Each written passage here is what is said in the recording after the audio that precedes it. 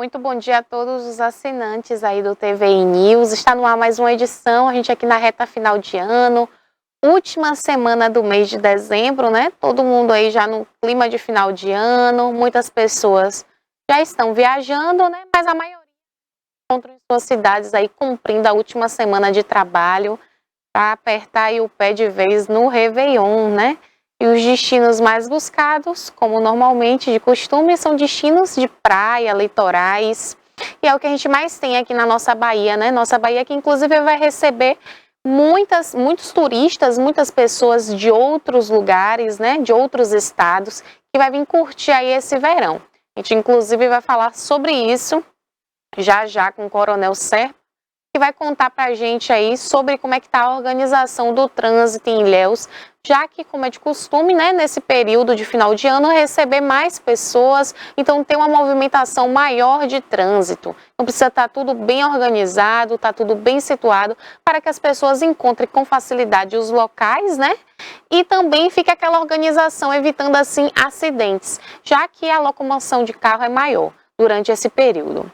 Pessoal, eu tenho também uma notícia muito triste aqui que eu recebi agora pela manhã, pela nossa colaboradora, a jornalista Toné, que tem um quadro PQP aqui com a gente, dia de segunda e quarta, que é uma notícia de luto, o falecimento de Dr. Ari Quadros Teixeiras, ele que é professor, né, foi professor, na verdade, membro da Academia de Letras de Itabuna, espírita renomado e pai de doutora Inayá Teixeira, médica cardiologista. Pai também de doutor Peri Teixeira, cirurgião dentista, e doutora Catiana Amorim, delegada de polícia.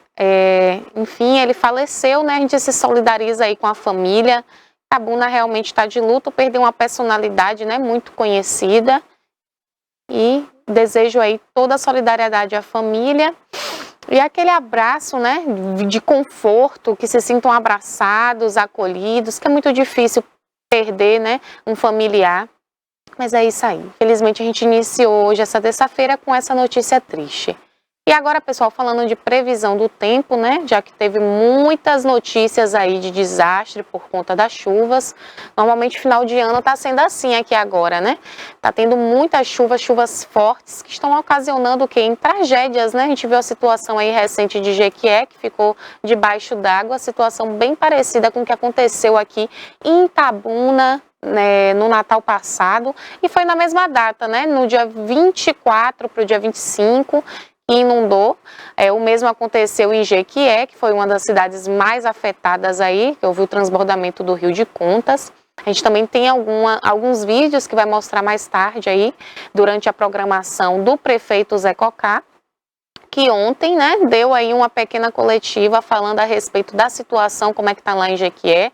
A gente acompanhou também que ontem o governador, né, já diplomado Jerônimo Rodrigues, e o atual, que é o Adolfo Menezes, eles sobrevoaram ali a área, analisando todos os estragos, foi montado também comitê de crise, então toda a assistência aí está sendo dada para as pessoas que sofreram os impactos aí da chuva. Atualmente, falando de previsão do tempo, Itabuna está em 28 graus, com precipitações de chuva. O tempo ele está naquele mormaço, né? Mas aparentemente parece que vai chover. A porcentagem é menor do que esteve na semana passada, é 30% as chances de chuva hoje na cidade de Itabuna, podendo chegar a máxima de temperatura de 30 graus, a mínima de 21. Vitória da Conquista, 23 graus nublado, podendo chegar a máxima de 25, a mínima de 17 graus. Itapé, 28 graus, também muito nublado, podendo chegar a máxima de 30, a mínima de 20 graus. A gente tem aqui também a temperatura da nossa capital, que é Salvador. Salvador também é um destino muito procurado, né, nesse período de Réveillon. Normalmente as pessoas que moram em Salvador procuram ir para outros lugares, né, não quer ficar na mesma cidade, mas já pessoas que vêm de outros estados procuram bastante Salvador, Porto Seguro, Ilhéus, nossas cidades, né, mais de litoral aqui na nossa Bahia. Então, Salvador, 28 graus, também parcialmente nublado, podendo chegar a máxima de 29, mínima de 24 graus. Ilhéus, nossa princesinha do sul, que a gente vai falar sobre Ilhéus já com o Coronel Serpa, 29 graus, precipitações de chuva, tempo muito parecido com o de Itabuna, Porém, Ilhéus vai permanecer aí em 29 graus, podendo chegar a mínima de 24, 30% de chance de chuva. Buerarema, 28 graus, muito nublado, podendo chegar a máxima de 30, a mínima de 21 graus. Essa é a previsão do tempo aí. Já que a gente falou de Porto Seguro, vou passar a previsão do tempo também de Porto Seguro, que é 28 graus, parcialmente nublado, podendo chegar a máxima de 28 e a mínima de 22 graus. Pessoal, final do ano é sempre aquela correria, né? Muitas pessoas já se programam antes, que é o certo. Agora a maioria faz o quê? Deixa para a última hora e fica tudo muito mais caro, né? A gente vê aí que os hotéis realmente estão 100% cheios, principalmente das cidades praianas, né? Os litorais. Teve festa de Réveillon também cancelada em Itacaré, mas também teve festa confirmada, a gente vai falar já já, que é a festa que vai ter lá no São José Beach Club. São José do nosso querido Kleber Isaac, né, que tem um quadro aqui, Economia Verde Conosco. Lá vai ter festa de Réveillon, viu? Você aí ainda que não sabe o seu destino, quem sabe o São José não possa ser aí o seu destino, né? Lá que é um paraíso muito lindo. E tem também as cores, né? A gente vê aí que Réveillon sempre a gente tem o quê? O mito das cores, a escolha das cores para utilizar nesse período. E ver qual é a cor que vai atrair aí o que você quer, né? Se é o amarelo, que normalmente é o quê? Prosperidade, dinheiro, dentre outras cores. E a gente tem de novidade também o rosa pink, que está em alta nesse Réveillon. O rosa pink é uma cor que cresceu muito no período de final de ano. Normalmente as pessoas usavam mais branco, né? Agora não tá mais preso assim ao branco. Pelo contrário, tá vindo novas cores aí, como o vermelho também, não tá mais só naquela branco, prata e dourado. As cores estão mudando e o rosa pink é a novidade desse ano, viu? Na verdade começou no ano passado o rosa pink e esse ano permaneceu. Então, o rosa pink está em alta aí para você e eu já mais tarde também vou estar passando aí o significado dessas cores para você que quer passar o Réveillon com uma cor diferente do branco ou do dourado, né? Sair dessa mesmice de cores. Notícia também para você aí que está procurando emprego. Muitas vagas abrem aí nesse período, principalmente vagas temporárias. Uma parte já está ocupada, né? Que foi pelo Natal, e tem também as vagas que vai abrir para o Réveillon. Então, para você que está buscando também uma oportunidade de emprego, o Cine Bahia está com algumas vagas disponíveis aí para fonoaudiólogo, supervisor, terapeuta e outras profissões. Então, é o momento aí de você que está esperando aquela oportunidade ir lá buscar essa vaga. Só lembrando que o Cine Bahia aqui de Itabuna fica no primeiro piso ali do Shopping Jequitibá. Serpa já está no link, produção? Bom dia, Serpa. Tá me escutando? Estou sim, Carol. Tá me escutando aí? Tudo bem? Bem, tá ótimo o retorno. Um prazer recebê-lo aqui novamente. Agora a gente está um pouco distante, né? Aproveitando aí a tecnologia. E aproveitando aí através da tecnologia, isso mesmo, Carol. Aí tá dando essa entrevista sem precisar vir aqui até o estúdio. Mas é isso aí, Serpa. Eu lembro que na nossa última entrevista você me contou sobre uns projetos de verão que Ilhéus estava organizando, o trânsito também já ia ficar 100% para dar essa flexibilidade, já que recebe mais pessoas durante esse período. Aí eu queria que você contasse aí um pouquinho pra gente como é que tá, se tá tudo de vento em popa para esse projeto verão de Ilhéus. Nós estamos já, Carol, se organizando, já tudo preparado.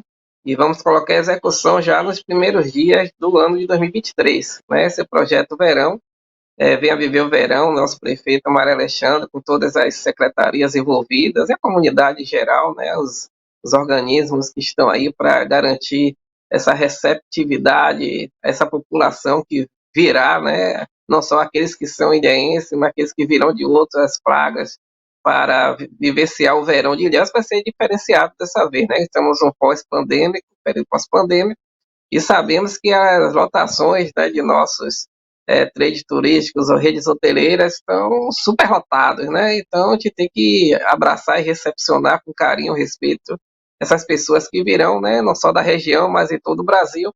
E para tanto estamos lançando a Operação Verão já agora em janeiro, com a Guarda Municipal, Salvamar, a equipe de trânsito da Sutran, a equipe de obras também, né, fazendo recapeamento de alguns pontos, a questão também, né, da situação das faixas de pedestre que vai revitalizar, para deixar tudo bem organizado, né, os semáforos estamos teve um problema guarda-chuva, né? Nós temos um problema que nossa rede semafórica é subterrânea e eles ficaram de um modo para não queimar, de um modo de alerta.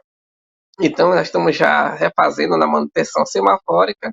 Então, para tanto, nós estamos já com operação de verão já para começar agora, 1º de janeiro. Vamos ter uma equipe na saída da Praia dos Milionários para que oriente quem vai para a localidade com veículos de grande porte, como ônibus, micro-ônibus, caminhões, que faça o estacionamento no parque de exposições. Não será permitido, estão lançando uma portaria para proibir o estacionamento de veículos de grande porte ao longo das praias. Então vai ter o parque de exposição, já está ali sendo limpo, organizado para recepcionar esses veículos, para que a população também tenha locais para estacionar, porque, como diz, vai bombar, né, cara, o verão lá em Ilhéus, e aí nós temos que garantir que os veículos de pequenos portes tenham vaga de estacionamento próximas às barracas, e aqueles que vão lá para o lazer de outras localidades com ônibus o caminhão possa estacionar em um local seguro, deixar o pessoal nas praias e retornar o ônibus para estacionar no parque de exposições. Então, o parque de exposição ele vai servir como estacionamento. Vai ter algum tipo de taxa? Como é que vai funcionar? Não, vai ser gratuitamente. O pessoal pode ir tranquilo, vai ser apenas um local de descanso do motorista, que tem lá a estrutura lá de sanitários, né, para que possa recepcionar aquelas pessoas que estão levando vidas para as praias, né, e o motorista tem que descansar, não pode curtir, né, nem beber, né. Então vai ficar lá guarnecido, não vai pagar nenhum tipo de taxa, é gratuito o estacionamento, para que ele possa ter um local, né, seguro e adequado, para que não ocorra um problema como tivemos no ano passado, né, que muitos veículos de grande porte nas praias, tivemos um problema lá até de estacionamento, mas dessa vez vai sair uma portaria dia 1º de janeiro proibindo esses acessos para estacionamento ao longo da praia, na região litorânea, e definindo de forma gratuita o parque de exposições para estacionar os veículos. Então nós vamos fazer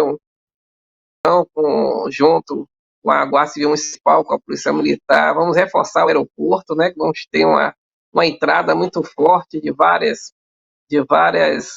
linhas aéreas para o litoral de Ilhéus e também para Itacaré, Canavieiras, vamos com Mandatuba. Então nós vamos reforçar nessa operação verão tanto a questão das praias, a questão também do centro histórico, né, de Ilhéus, que é forte, né, nós temos lá um museu, temos lá o Palácio Paranaguá, temos o Bataclan, temos o Cristo. Então nós temos diversas localidades, né, o teatro, a Casa Jorge Amado, a Ponte Estaiada. Então, lugar praticamente onde olha para um lado para o outro, né? Igreja, Nossa Senhora da Vitória. Em tanto lugar que a gente olha, temos a catedral, temos pontos turísticos. Então, está vindo muita gente, e também tem que proteger esses pontos turísticos, deixando o lugar para estacionamento, né? Lá nós não temos zona azul, então nós temos que organizar a questão do tráfego para dar maior fluidez, e com certeza vai ser um verão muito forte na região de Ilhéus. Assim, de litoral como Ilhéus tende a receber mais pessoas, né? O pessoal quer conhecer as praias, conhecer a história da cidade. Consequentemente, ocorre também algumas bagunças assim no trânsito, porque tem gente que aluga carro e não sabe como é que funciona o trânsito da cidade. Aí vai ter o quê? Vai ter equipes assim espalhadas pela cidade, justamente para situar esse trânsito, deixar tudo organizado, bem sinalizado. É isso, Carol. Nós estamos com um processo de sinalização já findando, né?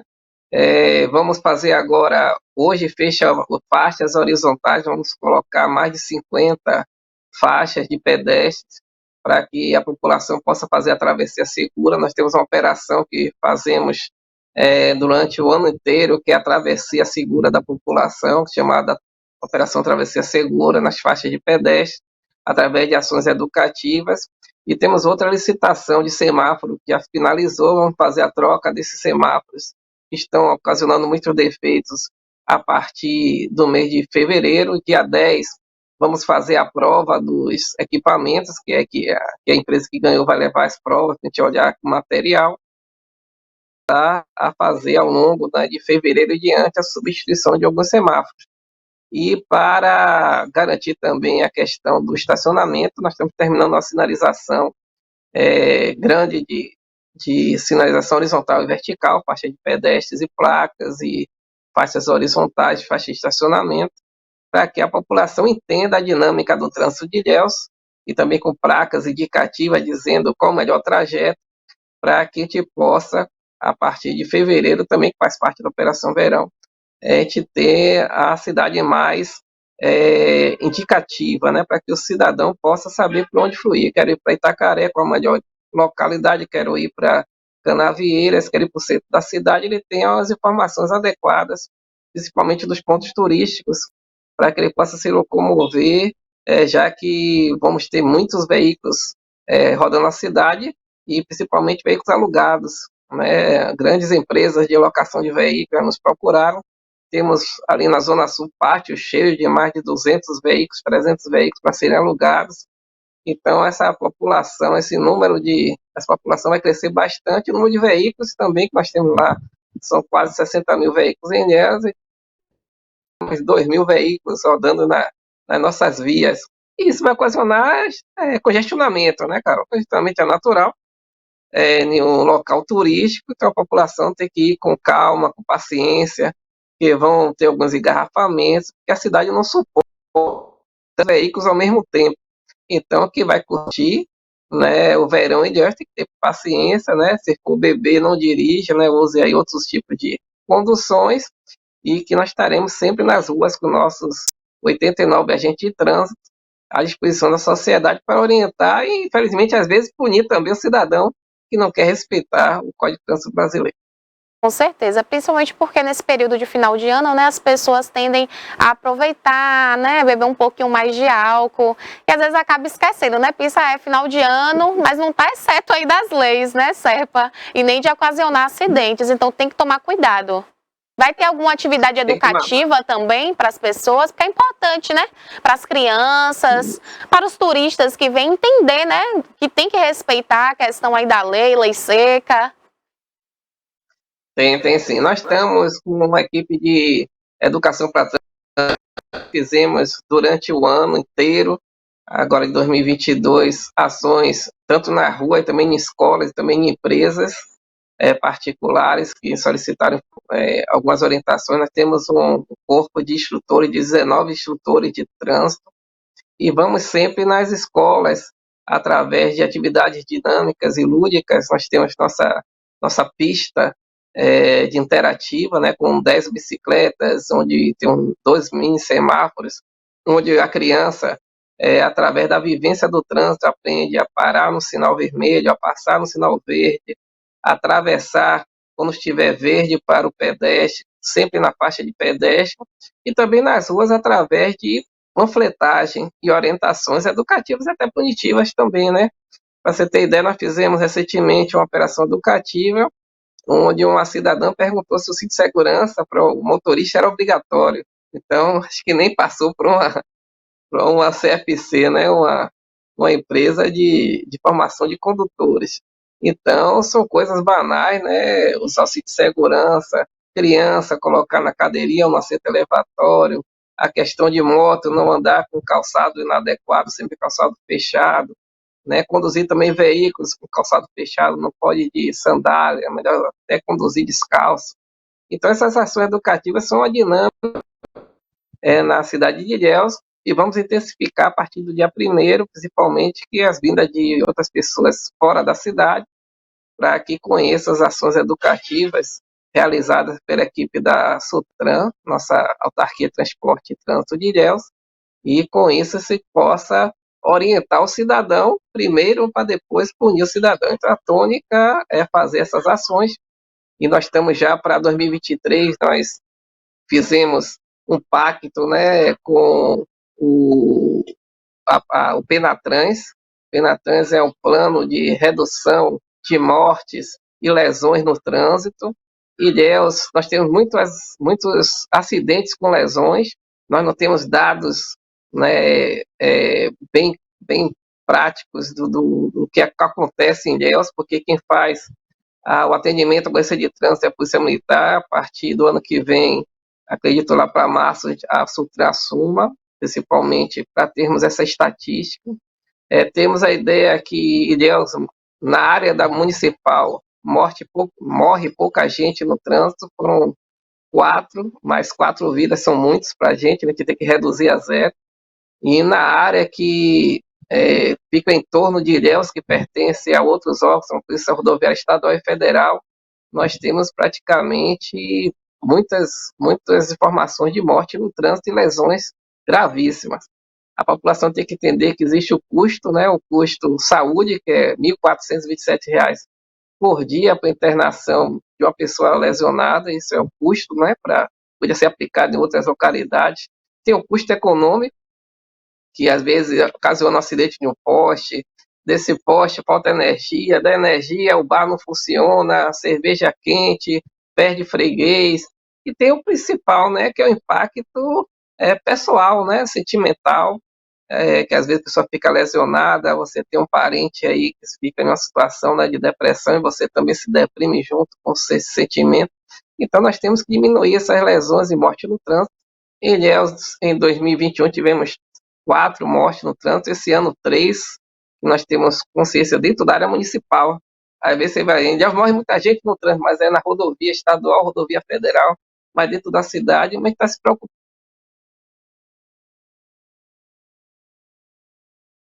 Vamos assumir a ocorrência, vamos fazer as declarações de acidente de trânsito, o cidadão poderá fazer online essa declaração de acidente de trânsito com acidente sem vítima, e o nosso agente, através do boletim de acidente de trânsito, bate, ele vai fazer as ocorrências de trânsito e te dê esses dados estatísticos, Carol, que é importante para a gente fazer a aplicação das ações planejadas no trânsito, envolvendo poucos recursos que nós temos com o número de acidentes. Então, a gente vai focar realmente em um local que necessita de um semáforo, de um quebra-mola, que necessita do apoio do agente de trânsito, necessita de uma ação educativa, é moto, é carro. O que mais acidenta? É moto, é carro. A gente sabe hoje que é motocicleta, né, que mais acidenta o indivíduo de forma de lesões. Então, mas porque é falta do capacete? Já detectou que não é falta do capacete, é o mau uso do capacete, né? Que bota o capacete não fivela, quando cai não adianta que nada, né? Então, isso tudo é importante para a gente detectar que numa ação educativa, a gente vai chegar para o cidadão ao cinto, a criança pode ser projetada, coloca a criança, os pets, né, os animais têm que estar, né, dentro de um armazenamento adequado, na caixinha. Então, são detalhes que salvam vidas. Então, sabendo se dar estatística, através da disciplina trans, a gente está realmente valorizando a vida. É importante zerar. Morreu uma pessoa é um impacto muito grande. Então, a gente quer zerar o número de mortes e diminuir bastante o número de lesões de pessoas no trânsito, para esse custo que é alto. Podia ser, talvez, cesta básica, consertar uma via, fazer uma ação positiva. A gente está gastando muito em recuperação de um cidadão que poderia não ter acontecido com ele sinistro de trânsito. É verdade, né? A gente vê assim como um trabalho educacional pode se evitar muitas coisas, porque é uma cadeia, né? Como você falou. O acidente, ele não é só aquele dano ali do acidente. Pode ter um dano no poste que vai prejudicar ali o comerciante. É uma coisa, de fato, levando a outra. Seria bom, sabe o que, Serpa, se tivesse esse trabalho educacional sempre nas escolas, fosse incluído como se fosse uma matéria, né? Pelo menos umas 2 vezes no ano, para as crianças já crescerem ali entendendo as leis, a respeitar o trânsito, porque muitas vezes o comodismo, né, o fato de achar que nunca vai acontecer, isso não vai acontecer comigo, faz com que as pessoas se descuidem, né, pare de usar o cinto, aí use chinelo havaiana para poder pilotar uma moto, coisas que não podem e que só vai prejudicar ele mesmo, né, a quem está ali vacilando, facilitando para que o acidente venha e não está se protegendo. É isso mesmo, Carol. Você foi aí na situação principal, educação, né? Educação para o trânsito é importantíssima. A gente está fazendo essa ação nas escolas de forma transversal. Como assim, de forma transversal? A gente conversa com os professores, para que os professores, nas matérias que são aplicadas, ele fale sobre trânsito, façam algum questionamento sobre trânsito. Professor de física, não fizer um exercício, fale, o veículo trafegando por velocidade tal, ao se chocar com tal, tal, tal. Então, ele vai englobar o trânsito e vai incutindo na mente da criança ou do adolescente questões de trânsito para que ele evite acidente. Porque a gente veja num exercício desse, que coloca aqui o que estava de carona sensível foi projetado a 50 metros, aí dá-se para calcular, né, a velocidade que o indivíduo anda. E às vezes, quando o adolescente faz esse exercício, ele verifica que ele estava a 50 quilômetros. E a criança que estava sem o afivelamento, né, do cinto de segurança, ela foi projetada a 2, 3 metros fora. Ah, mas estava devagar. Mas esse devagar que ocasiona uma morte, até uma lesão, né, permanente, né, na criança, né, nas vistas, no rosto, né, cortes. Então, a importância de termos essa ação dentro das escolas, como você falou. E nós vamos, a partir do ano que vem, o nosso projeto a crescer não só de forma transversal, o professor falando, mas também, como existe na Polícia Militar o PROGÉ, né, o PROERD, que é ações de dizer não às drogas, nós temos que fazer não à violência no trânsito através do agente mirim. Então, nós queremos colocar nas escolas que crianças, ao serem orientadas no trânsito, recebam até uma multa moral, né, um auto de infração moral para que possa multar o pai, né? O senhor está com excesso de velocidade, vai tomar aqui uma multa moral aqui minha, vai pagar com sorvete, com chocolate. Uma coisa bem lúdica, educativa, né? De forma de brincadeira, mas porque quando a gente admoesta o cidadão que está conduzindo, ele fecha a cara, vai dizer que até indústria de multa, que não sei o que. Exato. Mas quando é o filho dele, né? Quando é o filho dele, aí o pessoal, né, já se conscientiza melhor. Ô, Serpa, gostei disso aí, viu? É verdade. Porque a criança, ela entende. E quando ela vê o adulto, né, infringir aquela lei, aquela regra ali, ela também sabe regular. Isso, quem mais regula é nossos filhos, né? E uma outra coisa que você estava falando, até na questão dos acidentes, eu fiquei besta, foi com o valor, né, que o município gasta com a internação. Um valor que já pode ser investido em uma outra coisa, até mais na saúde, para poder trazer uma saúde melhor, né? Sendo que tudo isso pode ser evitado. Uma outra coisa que acontece muito, Serpa, nesse período de verão, já que vem muitas crianças e até muitas que não são daqui da região nas praias, é caso de se perder, desaparecer. Aí eu queria saber se vai ter também alguma ação para isso, para localizar com facilidade uma criança, caso ela se perca ali dos pais. Nós tivemos uma reunião com o comitê gestor da Operação Verão e foi colocado isso, né? Você estava já adivinhando essa situação. Então, a Guarda Municipal, nosso coronel Barreto, sugeriu de criar uma pulseirinha, né? Como tem outras localidades em shows e tudo, e através do pessoal das barracas de praia, chegando uma criança na barraca de praia, ser colocada a etiqueta no braço, né? Com telefone, com o nome da mãe, do responsável, que facilita. Até criança aqui vai ser chama uma muvuca, né? Tanta gente na praia, criança para tudo que é lado, e vai se perder.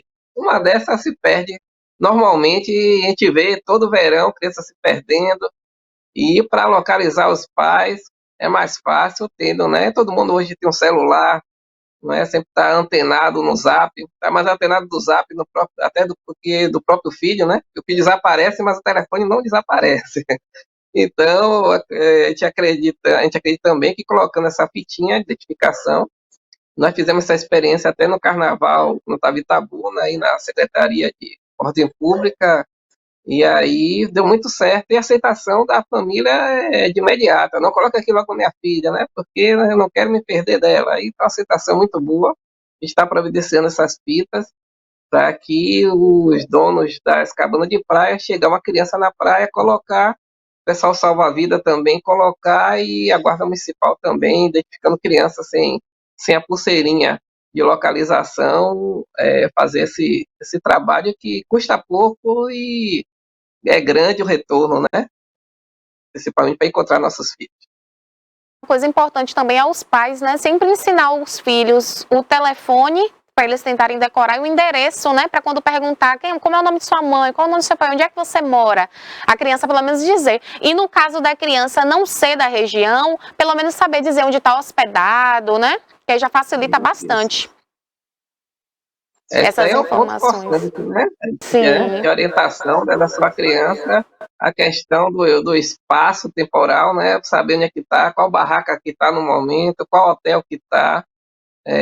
Isso daí eu vou até incluir na próxima reunião para colocar na cartilha, né? Que a gente vai entregar na entrada das praias. Vai ter ali uma base operacional que está prevista, logo ali na duplicação, no final da duplicação, início da Praia Milionárias, para que a gente possa fazer a ação educativa, levar essas orientações para o cidadão, né, para que oriente também seus filhos. É importante isso daí, já anotei aqui, vou colocar em prática na próxima reunião.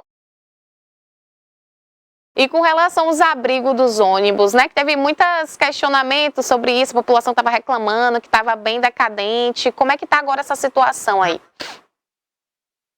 Olha bem, Carol, muita gente se engana a questão das competências, né? Porque a parte dessa infraestrutura fica a cargo da Secretaria de Infraestrutura, né?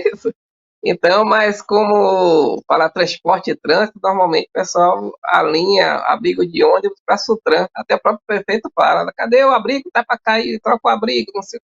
Mas a Secretaria de Infraestrutura já fez um modelo de abrigo padrão de ônibus, para passageiro de ônibus, já está em licitação, e demora um pouquinho, né? Que final de ano trava licitações, começa. Aí nós estamos até providenciando tirar até o abrigo em frente ao Açaí, que está bem enferrujado, ali na Zona Sul, a gente vai tirar e tentar substituí-los. Estamos fazendo também algumas parcerias público-privado, né, para a empresa colocar o abrigo e colocar uma propaganda. Nós estamos providenciando isso para começar em janeiro, a gente começar a mobilizar a instalação de abrigo de ônibus. Outra coisa importante que precisamos falar muito na Orla Sul de Ilhéus está sem abrigo de ônibus, mas a Orla Sul não pertence ao município, né? Entre aspas, é do Estado. Então, o Estado que deveria colocar os abrigos de ônibus. Mas como não está colocando, vamos procurar através de parceria. Nós não podemos comprar o abrigo e colocar porque não é área nossa, mas nós estamos vendo a questão de fazer parcerias público-privado e também convênio com o Estado para que nos autorize, porque tem a questão do Tribunal de Contas, né, do município. A gente não pode aplicar um recurso em uma área que não é nossa. A gente não pode nem tapar um buraco ali na Zona Sul. A gente não pode nem consertar uma ciclovia, que tem muito reclame, né, na ciclovia, quebrou a ciclovia. Tem veículo estacionado em cima da ciclovia, perto do Opaba. Não, é a área da Sutran. A gente não pode nem chegar perto e autuar, porque não é competência nossa. Mas a gente fica, né, ali naquela vontade de fazer. Então, por isso, nós estamos provocando parcerias público-privadas, para a gente ver a questão de abrigo de ônibus. Já tem um modelo que o secretário Átila Dossi já preparou, o seu grupo técnico também já preparou a toda a licitação. Aí a gente vai verificar logo em janeiro, que agora dia 20 passado suspende todas as compras para ter o fechamento do balanço, mas acreditamos que dia 10 de janeiro já retorne um novo sistema 2023 para que possa dar seguimento, para que ainda durante o verão a gente possa dar melhores condições, não só a questão de abrigo, mas também a questão do transporte coletivo, né? Que vê a questão da tarifa, que tem um aumento em janeiro, tem a questão de melhorar a parte rural dos transportes coletivos, apesar que já compraram mais uns 4, 5 ônibus novos, mas nossa frota é muito grande, são 120 ônibus. Nós estamos rodando com 108, é a maior frota que retornou após o período pandêmico, mas só que a gente quer mais ônibus nas ruas, né? Que é natural, porque a gente não quer aglomeração, tem alguns horários que não tem. Então a gente está providenciando isso tudo para que o ano que vem seja bem melhor do que esse ano que nós passamos com pandemia, com enchentes, e agora enchente novamente, né? E aí tem várias prioridades que tira o foco, né, até de análise de licitações para outro foco de análise de licitações, e aí a gente fica para depois resolver o nosso problema, né, mas está andando a questão de aluguel de carro, aluguel de moto para Sutran, então acreditamos que logo no início de janeiro a gente já possa estar bem organizado para que a população entenda a nova dinâmica do trânsito. Meu ver, Ilhéus tem avançado muito, Ilhéus avançou muito mesmo. Eu percebo que a maioria das reclamações aí, normalmente justamente nessas partes que não é de competência da prefeitura, né? É mais competência do Estado. Só que agora com o Jerônimo Rodrigues aí diplomado, atual governador, acredito que Ilhéus também vai ganhar muito mais, né? Vai ter muita parceria aí, tem Soane também. Eu tô vendo que Ilhéus realmente vai decolar, viu? De vez. Já tá decolando, agora pronto, ninguém segura Ilhéus. Agora vai voar longe, né? Você vê aí, a ponte estaiada, a policlínica já quase, né, já está sendo feita, né, a construção da policlínica, hospital maternidade, UPA, a delegacia nova está quase pronta. A duplicação da Zona Sul, a duplicação da Zona Norte já tá fazendo, isso tudo já está acontecendo, né? Ilhéus Itabuna também, o fechamento do canal totalmente do Malhado está sendo feito, ciclovia que vai ter dali do Parque Infantil até a Barril Calibu, né? E a outra que já está saindo ali para ir para Itacaré. Então, é investimento que não para. E agora com nossa Sônia Galvão, nossa deputada estadual, da representante regional, que está hoje em Salvador, buscando até já novos recursos, né? Junto com o nosso futuro, o próximo, né, governador eleito, Jair Jerônimo. Então, a gente acredita, né, que junto com essa força, esse líder grande, Mário Alexandre Marão, conhecido popularmente, ele vai crescer bastante. E agora com nossa Soane estadual, acho que não só Ilhéus cresce, mas também Itabuna cresce, região cresce, ela tem um olhar diferenciado, né, e ela não vai só abrigar Ilhéus, mas sim a região toda. Com certeza. Serpa, eu quero agradecer sua participação, parabenizar pelo seu trabalho, viu? Realmente eu gosto muito de entrevistar você, porque eu sei que é um profissional muito competente e que as pessoas, né, só tem coisas boas a falar. E eu fico aqui, ó, era pra você estar aqui no estúdio, né? Marcar depois de novo uma presencial. Mas obrigada, eu já quero te desejar feliz ano novo aí, viu? Um ótimo Réveillon. Quando chegar os projetos aí do Vem Viver Verão Ilhéus, me manda que a gente vai exibir tudinho aqui. Combinado, Carol. Muito obrigado a vocês aí. Um beijo de coração, a vocês da TVI, Barbosinha, todo mundo aí que um feliz ano novo para toda a comunidade, para vocês que estão aí trabalhando, levando a notícia, né? A notícia verdadeira para nossa querida Itabuna e região. Eu fico feliz e eu sempre estarei disponível, né? Dessa forma simples aí, falar a verdade, mostrar realmente o que está acontecendo na região e os nossos futuros projetos aí na Sutran de Ilhéus. Então, agradeço, o Feliz Natal já que passou, né? Mas um bom ano novo para vocês aí, de muita paz, felicidade e saúde. Tá certo, obrigada. Esse aí foi Coronel Serpa da Sutran em Ilhéus. E pessoal, a gente viu aí muitas notícias tristes, né, com relação ao temporal, principalmente em Jequié, a questão das chuvas, mas não foi só Jequié afetada, a gente teve outras cidades também afetadas pelo transbordamento aí do Rio de Contas. Até então, a situação atual é 1.740 desabrigados, 20.262 desalojados e 166 mil outros afetados em decorrência dos efeitos diretos do desastre. Também foram registrados 7 feridos em óbito. O número total de atingidos chega a 188 mil. Então, pessoal, agora a gente vai ficar aí com o depoimento do Zé Cocá, que é prefeito de Jequié. Ele deu uma palavrinha ontem à noite referente a essa situação que Jequié está passando aí por esse transbordamento do Rio de Contas. Ainda do centro de abastecimento ainda está muito alto, está baixando aqui já na Praça da Bandeira do Costa Brito. Nós vamos acompanhar detalhadamente. O que é que a gente pede agora nesse momento aos comerciantes? Que tenham paciência, que a gente faça com cuidado, porque às vezes vândalos entram nesse mesmo momento que os comerciantes. É importante que a gente tenha cuidado. A Polícia Militar, a Guarda Municipal está dando todo o apoio aqui para que a gente tenha paciência para fazer tudo certinho. E agora também, como você disse, a preocupação é com a segurança, Com a segurança. Não adianta todo mundo invadir agora o Cervigo, porque junto com as pessoas que é dono dos pontos, entrarão pessoas que podem prejudicar nesse momento. Então, um conselho que você está dando é que as pessoas deixem para retirar a mercadoria e amanhã todo mundo fique de vigia. Nós estamos pedindo aqui a Guarda Municipal, a Polícia Militar, que fique bloqueando todos os acessos aqui, para que não tenha nenhum furto aqui na área central e que amanhã de manhã a gente faça uma força-tarefa para tirar tudo. E você falou que se for preciso, até 50 caminhões você manda. Isso. Se for preciso, a gente bota todos os caminhões do município, os caminhões desloca outros caminhões, pega emprestado de amigos, tem vários prefeitos nos oferecendo. Nós faremos amanhã uma força-tarefa para que a gente, em um dia ou dois, a gente mobilize e limpe toda a área aí que teve o problema do impacto da chuva. José, mesmo baixando essas águas no centro de abastecimento, você tem estimativa de quantos dias vai levar para fazer toda essa limpeza aqui na área? A limpeza a gente faz um tempo curto. A limpeza eu creio que no máximo 2, 3 dias nós conseguimos fazer. O maior problema aí é o impacto da perda que aconteceu aí dentro. Como é que nós vamos resolver o problema de pessoas que perderam tudo? E as pessoas que vivem diretamente do comércio aí do centro de abastecimento. Tá certo, então um abraço, prefeito. Tá aqui durante toda a noite ele, né, o Hassan, guarda municipal, vai ficar aqui? Sim, estaremos aqui durante toda a noite, madrugada, fazendo a nossa vigilância em torno do CEAVIG, em todas as áreas que estão inundadas.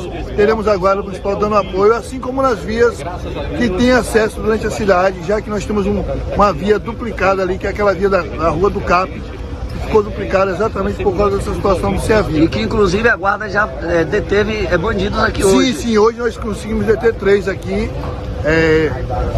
com suspeito de furto, né? Então nós vamos continuar com o nosso efetivo hoje durante toda a noite, e por isso nós pedimos que as pessoas deixem exatamente para tirar a partir de amanhã suas mercadorias. Por quê? Porque leva mais segurança. Você está vendo a escuridão que está, então dificulta o reconhecimento de quem é quem aqui à noite. Então, se as pessoas puderem nos ajudar para deixar para amanhã de manhã, o prefeito acabou de dizer aqui, né, o maior número possível de caçambas, de carros que possam alocar, até os carros dos ônibus escolares. Se for preciso, para ajudar a população, nós vamos estar aqui. Estamos com uma viatura no meio, né, do acesso ali da água, exatamente iluminando, para levar a segurança. Estamos agora na Serra da Bode, porque houve um vandalismo na casa de um pessoal conhecido nosso. Estamos com a nossa guarnição lá nesse momento, uma guarnição ali próxima a Guebo, né, na via, exatamente para evitar acidentes de trânsito nesse momento. Então, estamos com todo o nosso efetivo distribuído, dando apoio à comunidade. Valeu, Valdinelli. Um abraço para você, a equipe da Guarda Municipal de Jequié. Esse aí foi o pronunciamento do Zé Cocá, né, o prefeito aí de Jequié. A gente viu que realmente Jequié ficou debaixo d'água, foi uma situação bem triste. Animais, né, que morreram aí, infelizmente afogados, foi muita água. A gente conhece de perto essa história, né, porque Itabuna não foi diferente no ano de 2022, graças a Deus esse ano. A mão de Deus aqui protegeu o nosso rio, a nossa cidade, porque eu não sei como é que seria, né, passar por isso novamente, principalmente para o comércio, que foi muito afetado. A gente já saiu de uma situação, de um período, né, pós-pandêmico aí, sobreviveu a uma pandemia que foi um período bem difícil para o comerciante. Quando pensa que não, que vai reabrir, que vai ser aquela coisa de vendas, bem no período de final de ano, que é o período melhor para a situação de vendas, veio o quê? As chuvas. Então, teve muito prejuízo, um prejuízo terrível, tanto que parte, né, dos lojistas, eles estão se reestruturando por agora, e Jequié acredito que não está sendo diferente. A gente está vendo aí que foi feia a situação, as pessoas realmente perderam tudo, colégios, né, que perderam seus itens. A gente só torce aí para que a cidade se erga novamente. Acredito que todos os estados aqui do nosso Brasil está aí apoiando o Jequié. A gente viu que o atual governador, o diplomado Jerônimo Rodrigues, sobrevoou aí a área para poder verificar os prejuízos. Foi montado também comitê de crise. Então, Jequié está sendo abraçada, e que a população e as populações vizinhas também continuem abraçando, né, e ajudando aí o próximo a sair dessa situação, que é uma situação muito difícil. Aí nas imagens a gente vê a situação, como é que ficou lá em Jequié, né? Jequié, que é a cidade do sol, foi aí tomada pela água. Agora é observar, ver como é que vai ser a questão da temperatura para os próximos dias. O rio a gente viu que já deu uma baixada, né? Isso aí já, pelo menos, já acalmou o coração de muita gente. Agora só é ficar em alerta mesmo e orar pelos nossos amigos aí de Jequié, para que recuperem suas coisas. Que o material a gente até recupera, né? O mais importante é a vida, é ter saúde para trabalhar, que recupera tudo novamente. É isso, pessoal. Mas agora eu vou para uma entrevista aqui no nosso estúdio presencial com o Geraldo Calazans, ele que é bem conhecido aqui em Itabuna, né? Esse nome aí, eu acho que você que está me assistindo já ouviu falar nesse nome. E a gente vai falar sobre um assunto que pega muito, que existe todo um tabu envolvido, né, Geraldo? Que é o quê? O indulto de Natal, essas saidinhas. Eu mesmo não entendo muito, o Geraldo ele estava aqui me explicando e vai explicar também para você aí que está assistindo, entender melhor o que é esse indulto e por que, né, os presos têm direito a isso, Geraldo. Primeiramente, bom dia, Carol, bom dia a todos os amigos aqui da TVI News, sempre uma satisfação estar falando aqui, Barbosinha, um amigo muito querido, e hoje a gente vai bater um papo sobre um tema muito polêmico, como você falou, que é o indulto, né, também chamado de saidão, de saidinha, mas tecnicamente é chamada saída temporária ou indulto individual. E chegamos no Natal, tivemos Natal e sempre essas datas festivas ocorre esse indulto, essa saída, e muitas pessoas às vezes têm dúvida, expressam opiniões apenas de ouvir falar, né? Ou seja, leem um trecho de uma reportagem e acabam aí do ouvir dizer, externando várias opiniões. Mas hoje a gente vai tentar desmistificar esse tema, trazendo o que é que a legislação fala, quais são os direitos, os deveres, o que é que pode acontecer nessa situação de saída temporária ou de indulto. Pois é, eu mesma, né, sou leiga nesse assunto, eu achava um absurdo. Eu lembro que quando eu era pequenininha, eu assistia assim a reportagem, eu ficava, por que prendeu para soltar? Ainda mais porque tem alguns que não voltam, né? E eu ficava, mas por que isso? A própria lei dá as brechas para que ele cometa um crime novamente. Mas explica aí pra gente, por que o preso tem esse direito a esses indultos, essas saidinhas? Pois é, o chamado indulto individual, ou saidinha, ou saída temporária, ou saidões, enfim, vários nomes são utilizados, mas são sinônimos da mesma ideia. A legislação, ela estabelece o chamado sistema progressivo de cumprimento de pena. A gente vê lá, olha, fulano foi condenado a 20 anos de prisão. Sim. Mas no Brasil, até por não existir a prisão perpétua, a pessoa não fica 20 anos presa. Houve uma alteração do pacote anticrime de modo que a pessoa, mesmo que seja condenada a 100 anos de prisão, como a gente vê também, o máximo de pena que ela pode cumprir é 40 anos. Antes era 30, mas com o pacote anticrime aumentou para 40. Então é comum a gente ver, olha, fulano pegou 150 anos de prisão, dos 100 anos de prisão, mas o máximo que vai ficar preso é 40 anos. Então, imaginemos o caso de uma pessoa que foi condenada a 15 anos de prisão. Ele vai começar a cumprir a pena no regime fechado, depois ele vai progredir para o regime semiaberto, depois ele vai progredir para o regime aberto. Isso é chamado sistema progressivo de cumprimento de pena, porque no Brasil não existe pena de caráter perpétuo. Então, perceba, Carol, ora, se em algum momento essa pessoa vai retornar para o convívio da sociedade, porque, repito, ninguém vai cumprir 20 anos ininterruptos ali da pena, vai ser sempre nesse sistema progressivo. Então, o que é que a legislação falou? Então, já vamos acostumar ou reacostumar essa pessoa para que ela retorne ao convívio com a sociedade. Aí é que foi idealizada a chamada saidinha ou indulto. Então, significa que a pessoa ela vai ter direito a sair, principalmente nesses períodos festivos. Sim. Após 45 dias sai uma vez, depois de 45 dias sai outra vez, para ficar 7 dias na rua. Então, mas isso não é todo e qualquer condenado que tem direito. É apenas quem é condenado no regime semiaberto. Então a gente pode ver, nossa, o cara cometeu um homicídio, etc. Aquele primeiro período do regime fechado que ele vai cumprir, ele não tem direito à saidinha. Aí a saidinha, ela vai ocorrer quando ele estiver no chamado regime semiaberto, ou seja, quando ele já cumpriu uma parte do fechado, aí ele vai progredir para o semiaberto, e quando chega no semiaberto ele vai ter direito à saidinha. Normalmente essa saidinha ou esses indultos, eles vão coincidir com os períodos festivos. Então é por isso que tem a saidinha de Natal, saidinha do Dia dos Pais, saidinha do Dia das Mães, do Dia das Crianças. Então sempre nesses períodos festivos, esses condenados que estão no regime semiaberto, eles vão sair, ficar 7 dias na rua e depois retorna. Agora, eles ficam 7 dias na rua, só que eles têm que retornar. E eles têm que cumprir algumas exigências. Por exemplo, ele não vai poder sair da comarca sem autorização do juiz, sair da cidade sem autorização do juiz. Ele não vai poder, óbvio, cometer outro crime, porque aí senão agrava ainda mais a situação dele. Após o período de 7 dias, ele tem que retornar para o estabelecimento prisional. Aí surge outra questão. A primeira que eu já falei é sobre o embasamento legal. É legal. A saidinha, existe previsão normativa para sair, mas repito, não é todo e qualquer preso que tem direito, é apenas aqueles que estão no chamado regime semiaberto, que está perto de ir para o regime aberto. No aberto ele já sai. Então fala, olha, como ele já está saindo, já está no semiaberto, então é até uma forma de ressocializar. Vamos falar o seguinte, olha, você vai sair, vai ficar 7 dias na rua, depois você volta, aí outro período você vai sair de novo, depois você volta. Então, de uma forma de ressocializar essa pessoa. Essa é a primeira questão. Uma segunda questão. Tá, mas e se ele sair e não voltar? Porque as pessoas falam, mas tem muita gente que sai e não volta. Gente, estatisticamente, esse percentual é mínimo, considerando a quantidade de pessoas que saem no Brasil inteiro. É porque o enfoque é maior apenas em quem não volta. Mas as pessoas não divulgam quem volta. Então, quem volta para cumprir a pena é um percentual maior. Óbvio, tem pessoas que não voltam.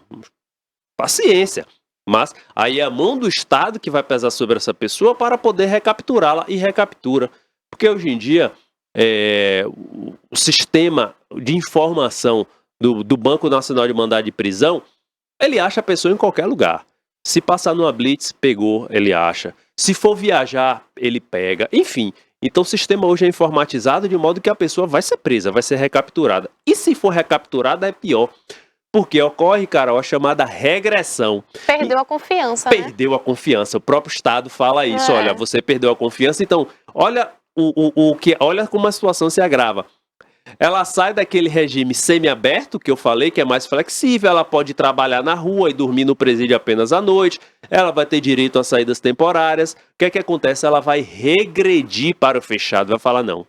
Como você muito bem falou, cara, olha, perdeu a confiança, então você vai perder inclusive o direito à saidinha, você vai perder o direito também de ir trabalhar na rua e voltar para dormir no presídio e você vai ficar lá enclausurado. Tem muitas pessoas assim, né, Geraldo? Tipo, que a pessoa nem imagina que é um presidiário, né? Que trabalha e quando é de noite volta pro hotel.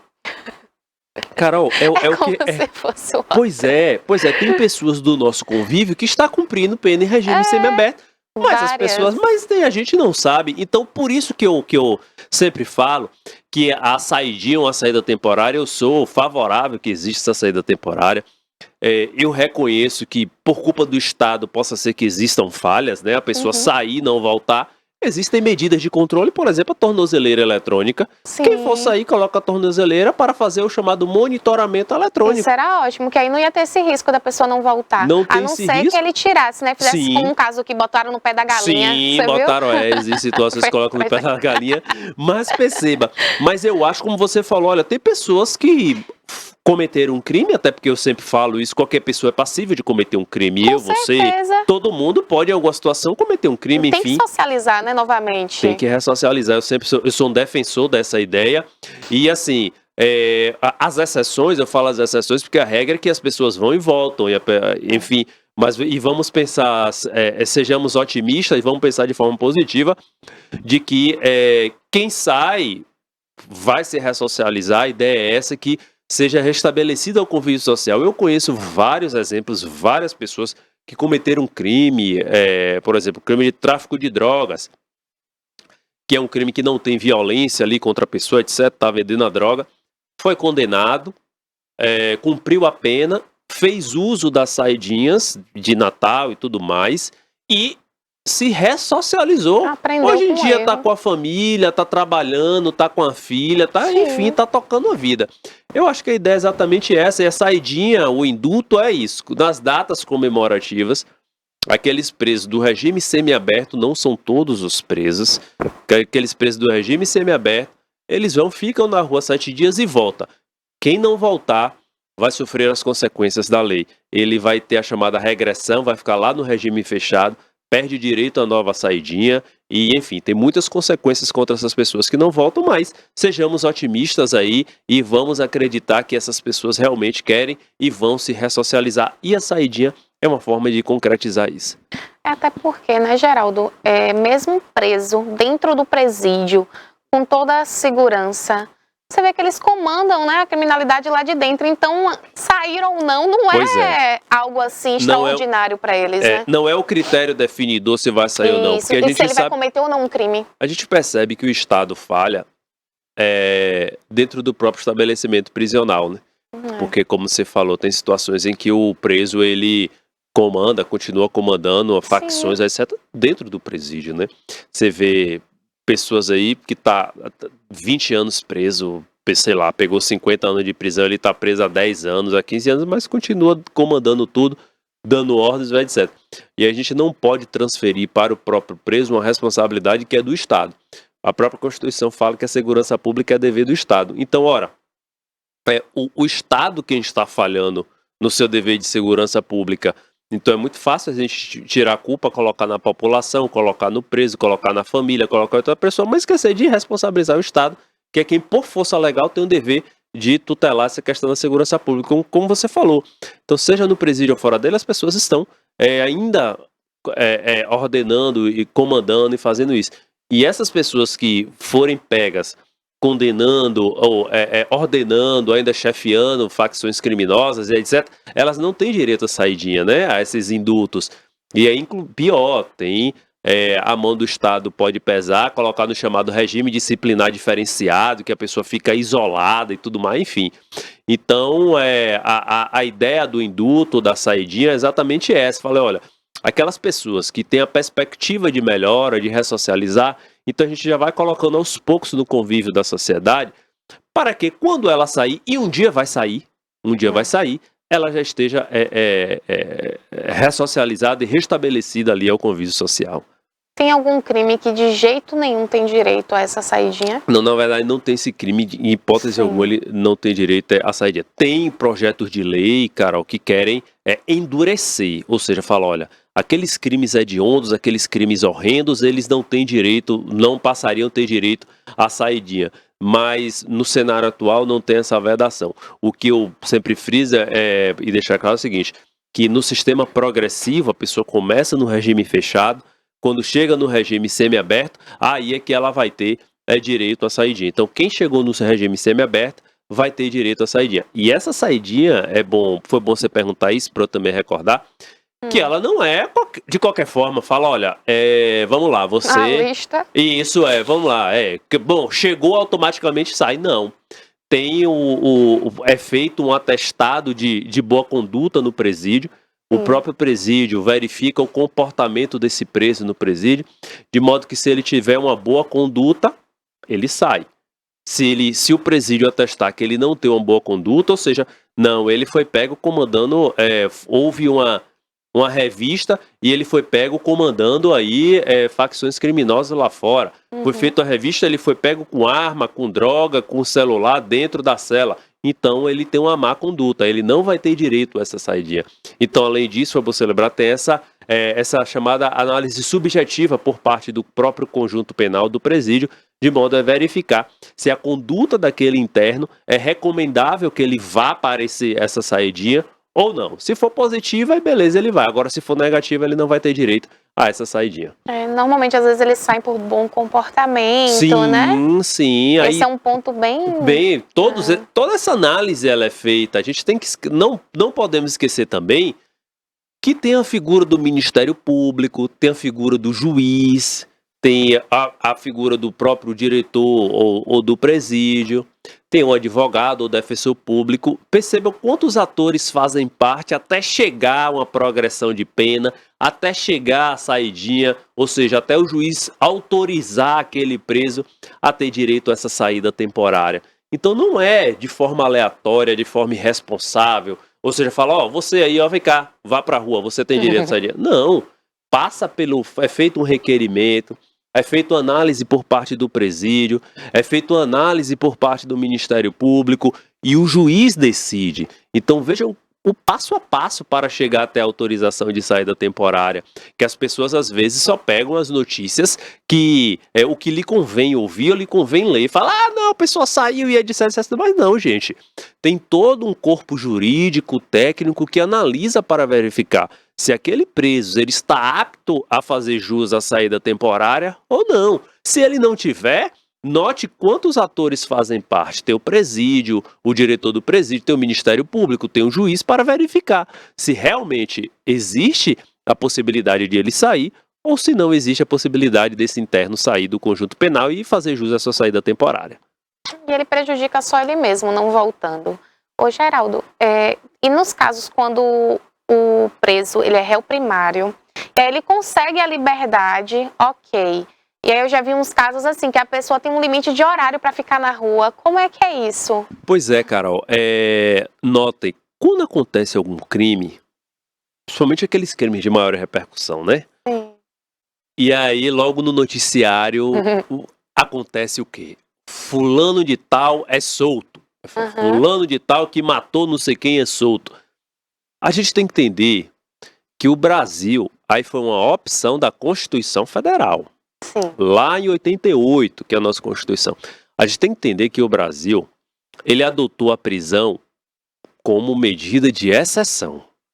Ou seja, somente prende quando não houver outro meio adequado para, vamos dizer assim, restringir aquele direito da pessoa.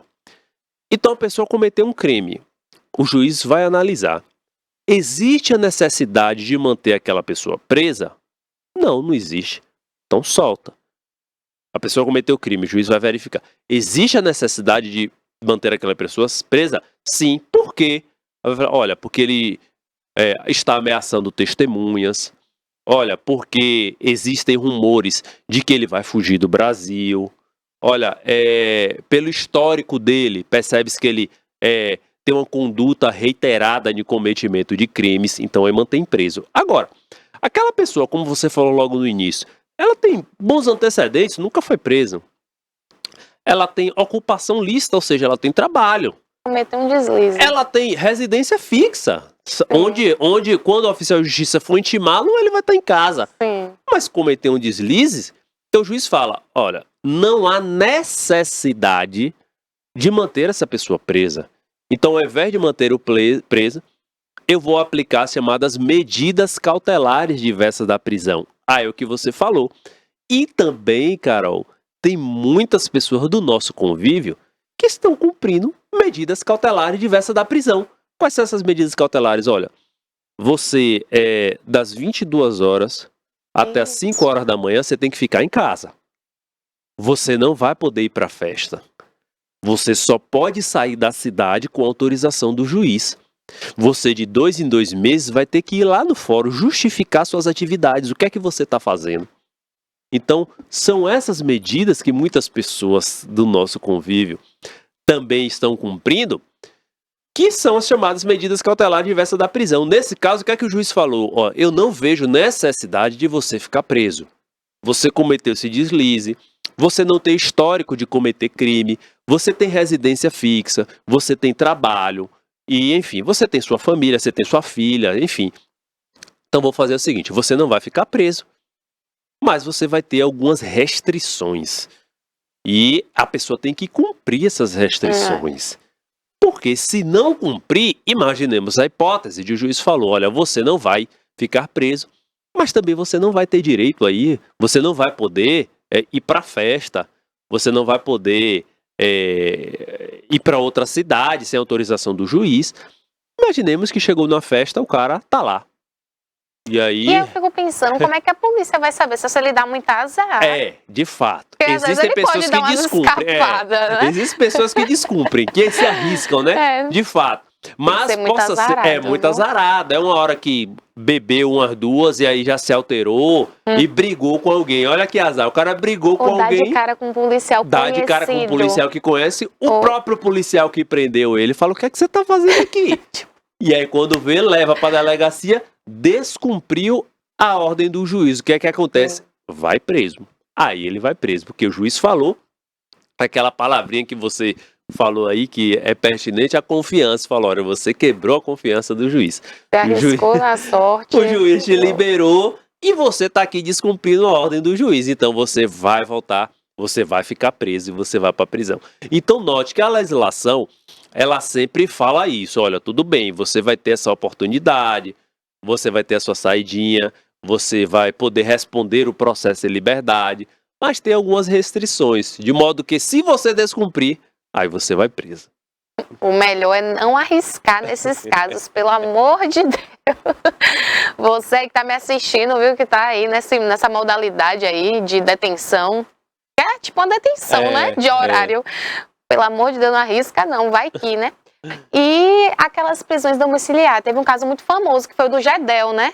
Gedel, das malas, que foi preso a princípio, teve toda aquela situação, e agora ele tá em prisão domiciliar com tornozeleira. Como é isso, a prisão domiciliar? Pois é. A prisão domiciliar, ela ganhou muita fama na Operação Lava Jato, né? Oi. Porque os caras, realmente, aqueles presos, eles fizeram delações premiadas.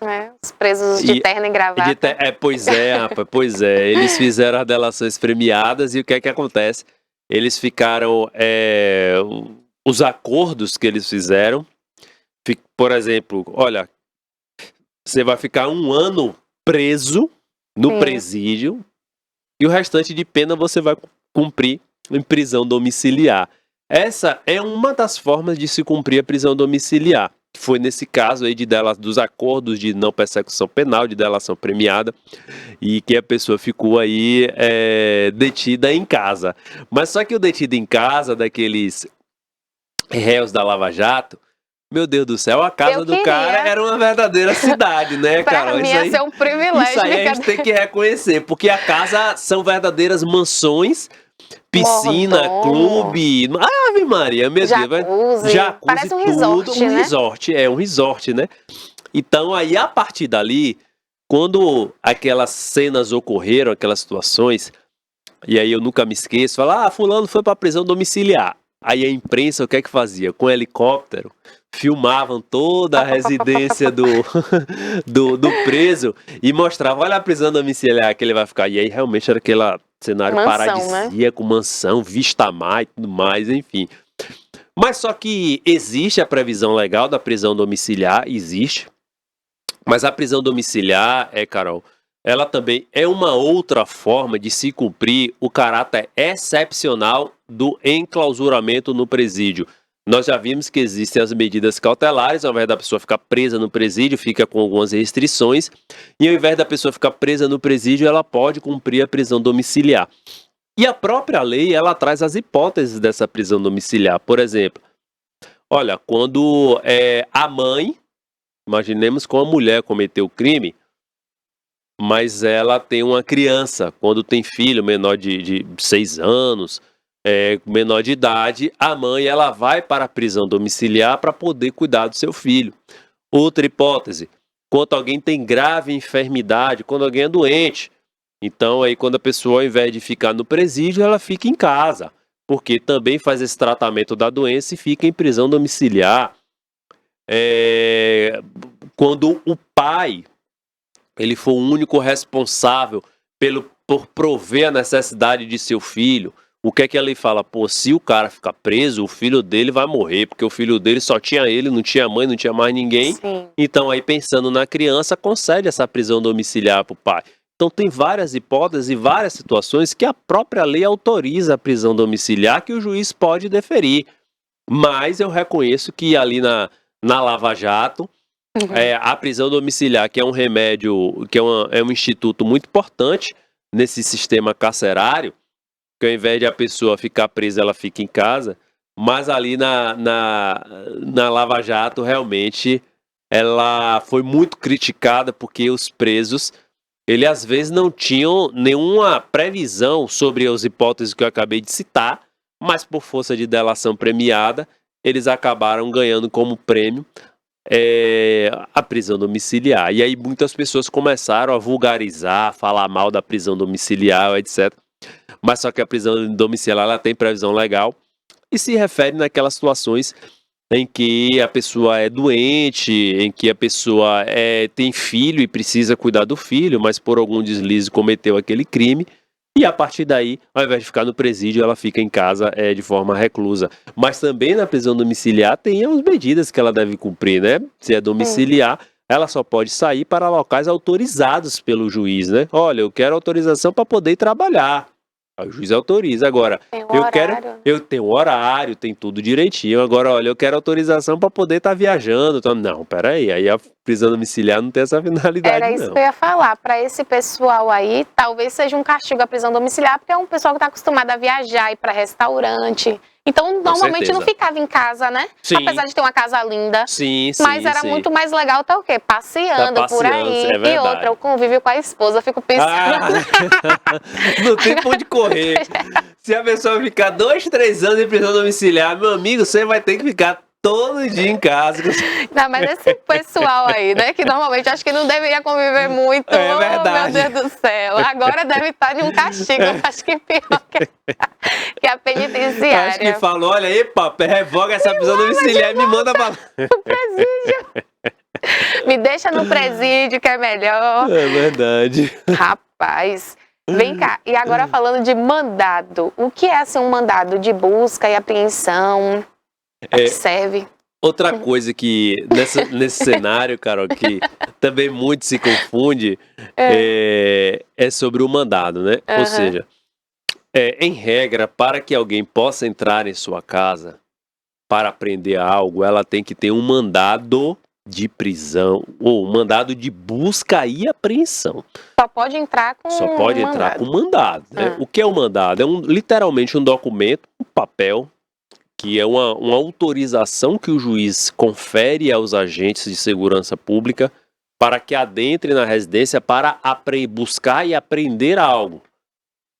Buscar e apreender celular, buscar e apreender computador, buscar e apreender qualquer objeto, arma, enfim. E pode ser solicitado sem a pessoa saber? A pessoa que vai receber? Pode. É o mais comum. Ah. Na verdade, inclusive, tramita em segredo de justiça e é o mais comum quando a pessoa, de repente, Surprise! 6 horas da manhã, o cara tá acordando, ó quem bate na porta, Toque, toque. a SW4 preta da Polícia Carro de Federal. funerária. E aí o cara já acorda no desespero, mandar de busca e apreensão, e aí apreende tudo, sai levando tudo. E a pessoa não pode interferir ou negar cumprimento esse mandado de prisão, porque é uma ordem do juiz. Então, ali, os agentes de segurança pública, eles vão cumprir o mandado e vão pegar o que tiver. Agora, é importante também que as pessoas saibam que é imprescindível a existência desse mandado de prisão, de modo que, caso algum policial ou algo do tipo, bata na porta de uma pessoa falando, não, eu vim apreender algo que o juiz determinou, a pessoa tem que exigir que seja mostrado esse mandado de busca e apreensão. Sim. E o mandado de busca e apreensão, ele vai detalhar o que é para apreender. Um exemplo, para apreender o notebook. Aí o policial quer levar a televisão. Fala, não tem nada a ver, gente. O mandado aqui foi para pregar isso. Não pode abusar, né? Não pode abusar, até porque essa é outra palavrinha-chave, porque configura o crime de abuso de autoridade. Hoje em dia tem o crime poder, previsto, né, tem também. lei específica, né, que é o crime de abuso de autoridade. Então as pessoas saibam, quem está assistindo a TVI News, que é direito seu, inclusive, falar, olha, apresente o mandado de busca e apreensão para que eu possa me certificar que de fato existe um mandado, e aí sim eu autorizo que vocês cumpram aqui a ordem judicial, que vocês cumpram o que lhe for determinado. Existem casos assim de muito abuso, né? De poder, de autoridade. Eu acho que quando dá de cara com a pessoa que entende da lei, rapaz, é um problema. O abuso de autoridade é tanto que 2019, salvo o melhor juízo, 2018, 2020, por aí, teve uma lei específica que foi, na verdade, uma lei que atualizou uma lei antiga, tinha uma lei muito antiga da lei de abuso de autoridade, e aí atualizou situações que realmente aconteciam na prática e que positivou como crime. Esse cenário mesmo de você invadir a casa de outra pessoa, né? Revirar Os tudo, policiais via muito isso, né? muito. invade, revira tudo, quebra tudo e depois vai embora. Pera aí, pô, não é assim, entendeu? Se você quiser fazer a investigação, existe a forma legal. Faça um requerimento para ser deferida a busca e apreensão, vai ser ouvido o Ministério Público, e o juiz vai decidir, e a partir daí, beleza, você vai poder entrar na casa de determinada pessoa para cumprir o seu mandado de prisão. Então, muitas coisas, muitos abusos aconteciam, de modo que houve a necessidade de tipificar essas condutas e torná-las crime. As pessoas podem pensar, nossa, mas aí, peraí, entra na casa do vagabundo para pegar as coisas e ainda é crime. Não, gente.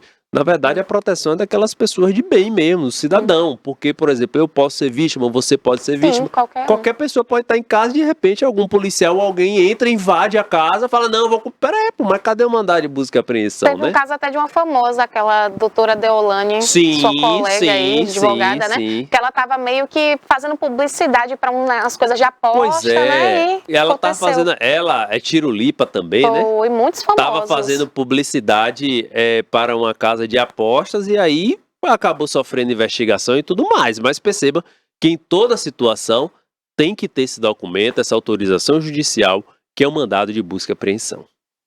Entendi.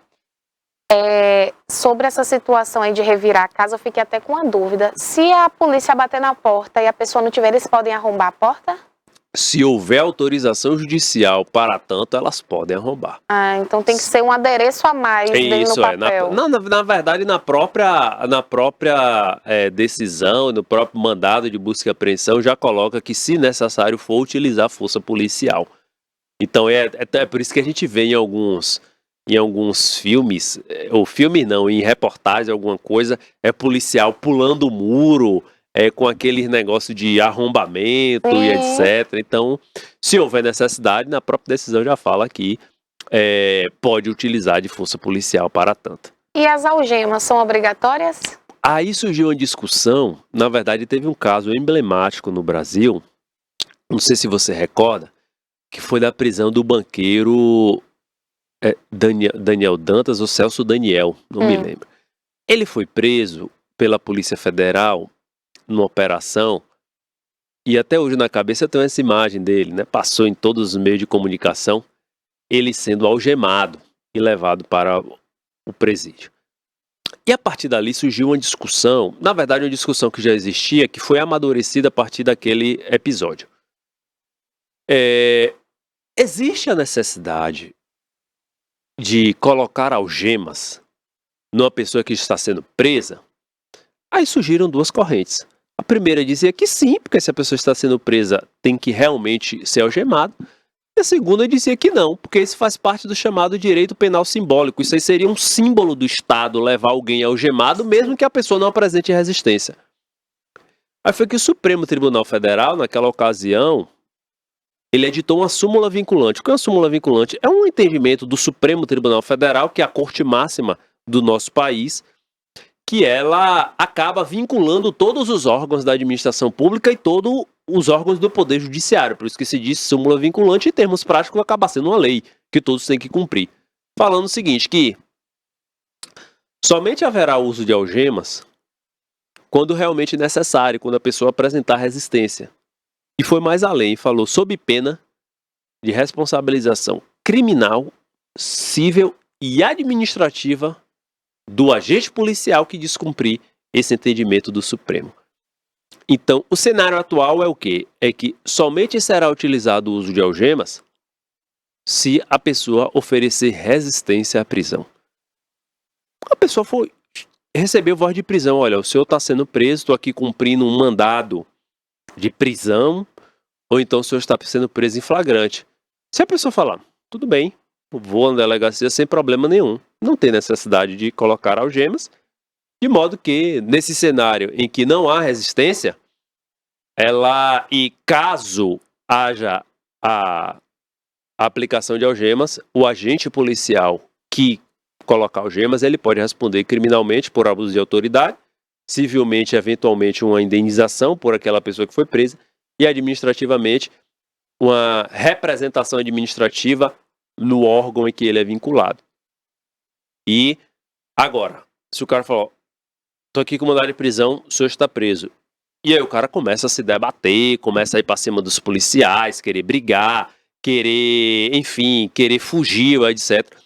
Aí vem a necessidade de utilização das algemas, de modo que nesse caso é lícito. Então, atualmente, somente será permitido usar algemas quando houver necessidade. Se não houver necessidade, aí não há que se falar em utilização de algemas. Muitas pessoas geram conclusões equivocadas, etc. Por quê? Porque quando um político é preso, ou um empresário, alguém que tenha dinheiro, e aí, normalmente, essas pessoas, elas não oferecem resistência. Eu falo, o senhor tem um mandado de prisão, o senhor tá preso, vou levá-lo até a delegacia, etc. A pessoa fala, tá, vou colocar uma roupa e vou. E vai. Quando essas pessoas vão, pelo fato de não oferecerem resistência, aí não se utiliza algema. E as pessoas falam, olha, só porque é rico, não usa algema. Cobre o rosto. Cobre o rosto, né? E vai aqui com o rosto Não coberto. deu entrevista. Não deu entrevista sem algema. Fala, porque é rico, não tem algemas, etc. Não sei o que. Mas, na verdade, não é porque é rico, é porque não ofereceu resistência. De modo que seja pobre, seja rico, seja classe média. É o mesmo direito, É né? o mesmo direito. Quem não oferecer resistência não tem necessidade de utilizar algemas. Basta a pessoa falar, não, tranquilo, acompanho vocês sem problema nenhum. E aí não utiliza algema. Agora, seja pobre, seja rico, classe média, quem for, se resistir, aí o policial tem que algemar, até por segurança do próprio policial, né? Com certeza. Então aí tem que algemar. Então hoje, o cenário das algemas é esse. Se resistir, algema. Se não resistir, não há necessidade de utilizar algemas. O pessoal da classe mais baixa que a gente costuma ver aí algemado, normalmente é porque cometeu crimes aí de flagrante, né? Sim, e ali foi ali preso tá no calor, isso, tá no naquele calor do momento. Saiu do camburão. Quer correr, quer fugir, quer discutir. E quando tá no calor é mais suscetível de haver uma resistência. E aí algema. Agora eu repito, independente de classe social, quem resistir tem que algemar. Quem não resistir, não há necessidade de utilizar algema. Sim. E audiência de custódia. Conta aí o que é audiência de custódia. Eu tô aprendendo aqui, tô tendo uma aula, tô adorando tudo isso. Pois é, Carol. Audiência. E são temas polêmicos que você tá trazendo, viu?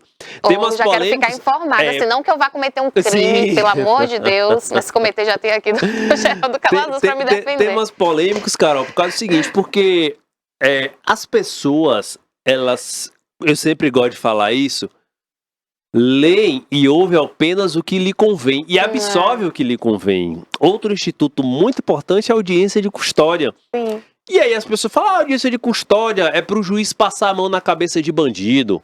A audiência de custódia é para isso, é para aquilo, etc. Na verdade, a audiência de custódia, ela não é uma novidade no cenário jurídico. Internacionalmente, pactos internacionais já traziam a previsão dessa audiência de custódia. E o que é essa audiência de custódia? Nada mais é do que a possibilidade de aquele preso ter contato diretamente com o juiz. Isto é, quando a pessoa é presa, ela tem que ter o contato com o juiz. E aí as pessoas costumam falar o seguinte, Carol, é até mesmo para o juiz sentir o cheiro do preso. Para o juiz ver o preso, para o juiz saber o que aconteceu, o que está acontecendo com o preso. Porque antes, o que acontecia? Era apenas tudo papel. O cara era preso, o delegado fazia o flagrante, enviava o papel para o promotor, enviava papel para o juiz. Tá, mas e quem estava sendo preso? Quem era a pessoa que estava sendo presa? Ninguém sabia. Sabia apenas no papel o nome e os dados. Aí agora com a audiência de custódia é diferente. A pessoa presa, ela imediatamente será submetida à presença do juiz. E aí tem uma audiência, literalmente, onde vai estar o juiz, vai estar o preso, vai estar o promotor, a promotora de justiça, vai estar o advogado, o defensor público. E aí o preso vai ter contato diretamente com o juiz para que o juiz realmente veja as condições pelas quais o cara foi preso. Normalmente, e por determinação legal, quais são as perguntas? O juiz tem que procurar saber quais são as condições em que aquela pessoa foi presa. E quando eu falo condições, é o seguinte, olha, foi torturado? Foi espancado? o que é que aconteceu em relação à sua prisão?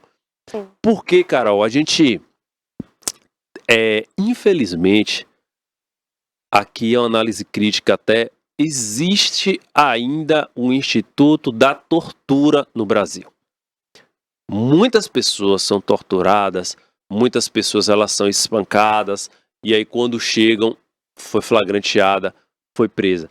A gente tem que sair dessa zona de conforto para entender que, de fato, isso existe no Brasil. Existe Infelizmente existe. Então, ora, a pessoa antes falava apenas lá no delegado, não, rapaz, eu fui espancada, fui torturado, nem sei que droga é essa, não tenho nada a ver com isso, etc. Plantaram pra mim, etc. E acontece, Então, né? Acontece. Às vezes, realmente, tem algumas pessoas que são inocentes. Acontece. Principalmente com a milícia, né? Pois que é. é algo bem... Pois é, então acontece. E aí, com a audiência de custódia, o que é feito? Esse preso, ele sai dessa condição.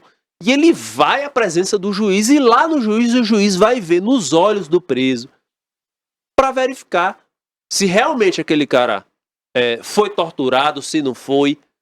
E aí é a oportunidade também de o preso falar, doutor, eu fui espancado, olha aqui, meu olho tá roxo, olha aqui como eu estou, tira a camisa, mostra, Sim. eu tô todo espancado aqui, doutor, tô todo arranhado, tô todo roxo, tá todo doendo. E o juiz vai poder ver. E é através dessa audiência de custódia que foi implementada no Brasil, que existiu essa possibilidade. O que eu gosto de falar sempre para as pessoas é o seguinte, a imagem ou a ideia que se tem é aquela do juiz perguntando, você foi torturado, você foi espancado e etc. As pessoas falam, olha como é que o juiz trata o bandido, olha como é que o juiz pergunta, se o cara foi torturado, ser humano, se né? foi espancado, etc. Então, assim, mas na verdade não é bem assim. A própria legislação determina que o juiz faça isso e o juiz tem que verificar as condições pelas quais o cara foi preso. Se o juiz entender que não houve nenhuma ilegalidade, não houve nenhum abuso, existe a necessidade do cara ser preso, o juiz vai mantê-lo preso. Não tem nenhum problema. Mas esse contato do preso com o juiz é muito importante. É o contato imediato. Logo quando aconteceu o fato, cerca de 24 horas, até 24 horas depois, o preso é levado para o juiz, para que o juiz se certifique da prisão, que o juiz veja o que é que aconteceu e que os direitos fundamentais desse preso sejam respeitados. Gente, entendam. Nós temos uma Constituição Federal que traz a dignidade da pessoa humana. Se a gente quiser partir para o radicalismo, falar, não, preso não tem que ter direito a nada, preso não tem que ter isso, não tem que ter nada e não sei o que, isso, aquilo, aí tem que fazer uma nova Constituição, que eu creio que nunca acontecerá, para retirar todos os direitos fundamentais inerentes à pessoa humana, incluindo do preso. Mas enquanto vigorar a nossa Constituição Federal de 88, ela tem que ser cumprida. Eu sou um profissional do direito.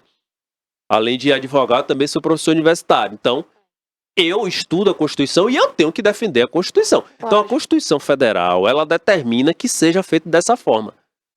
Se houver discordância, é que seja feita uma nova Constituição Federal, retirando tudo, que inclusive não é nem possível, mas enfim, isso é um outro debate.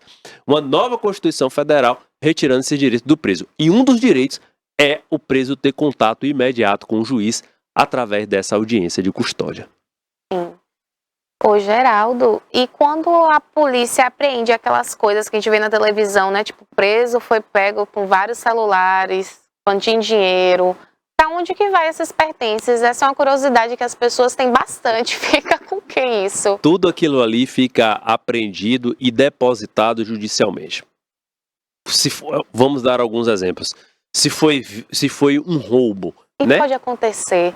Porque eu já vi alguns casos assim. Eu gosto de assistir bastante documentário criminal. Sim. E eu já vi uns casos que o preso fala, não, a quantia que eu tinha era mais que isso. Pode acontecer, não pode? Pode acontecer, pode.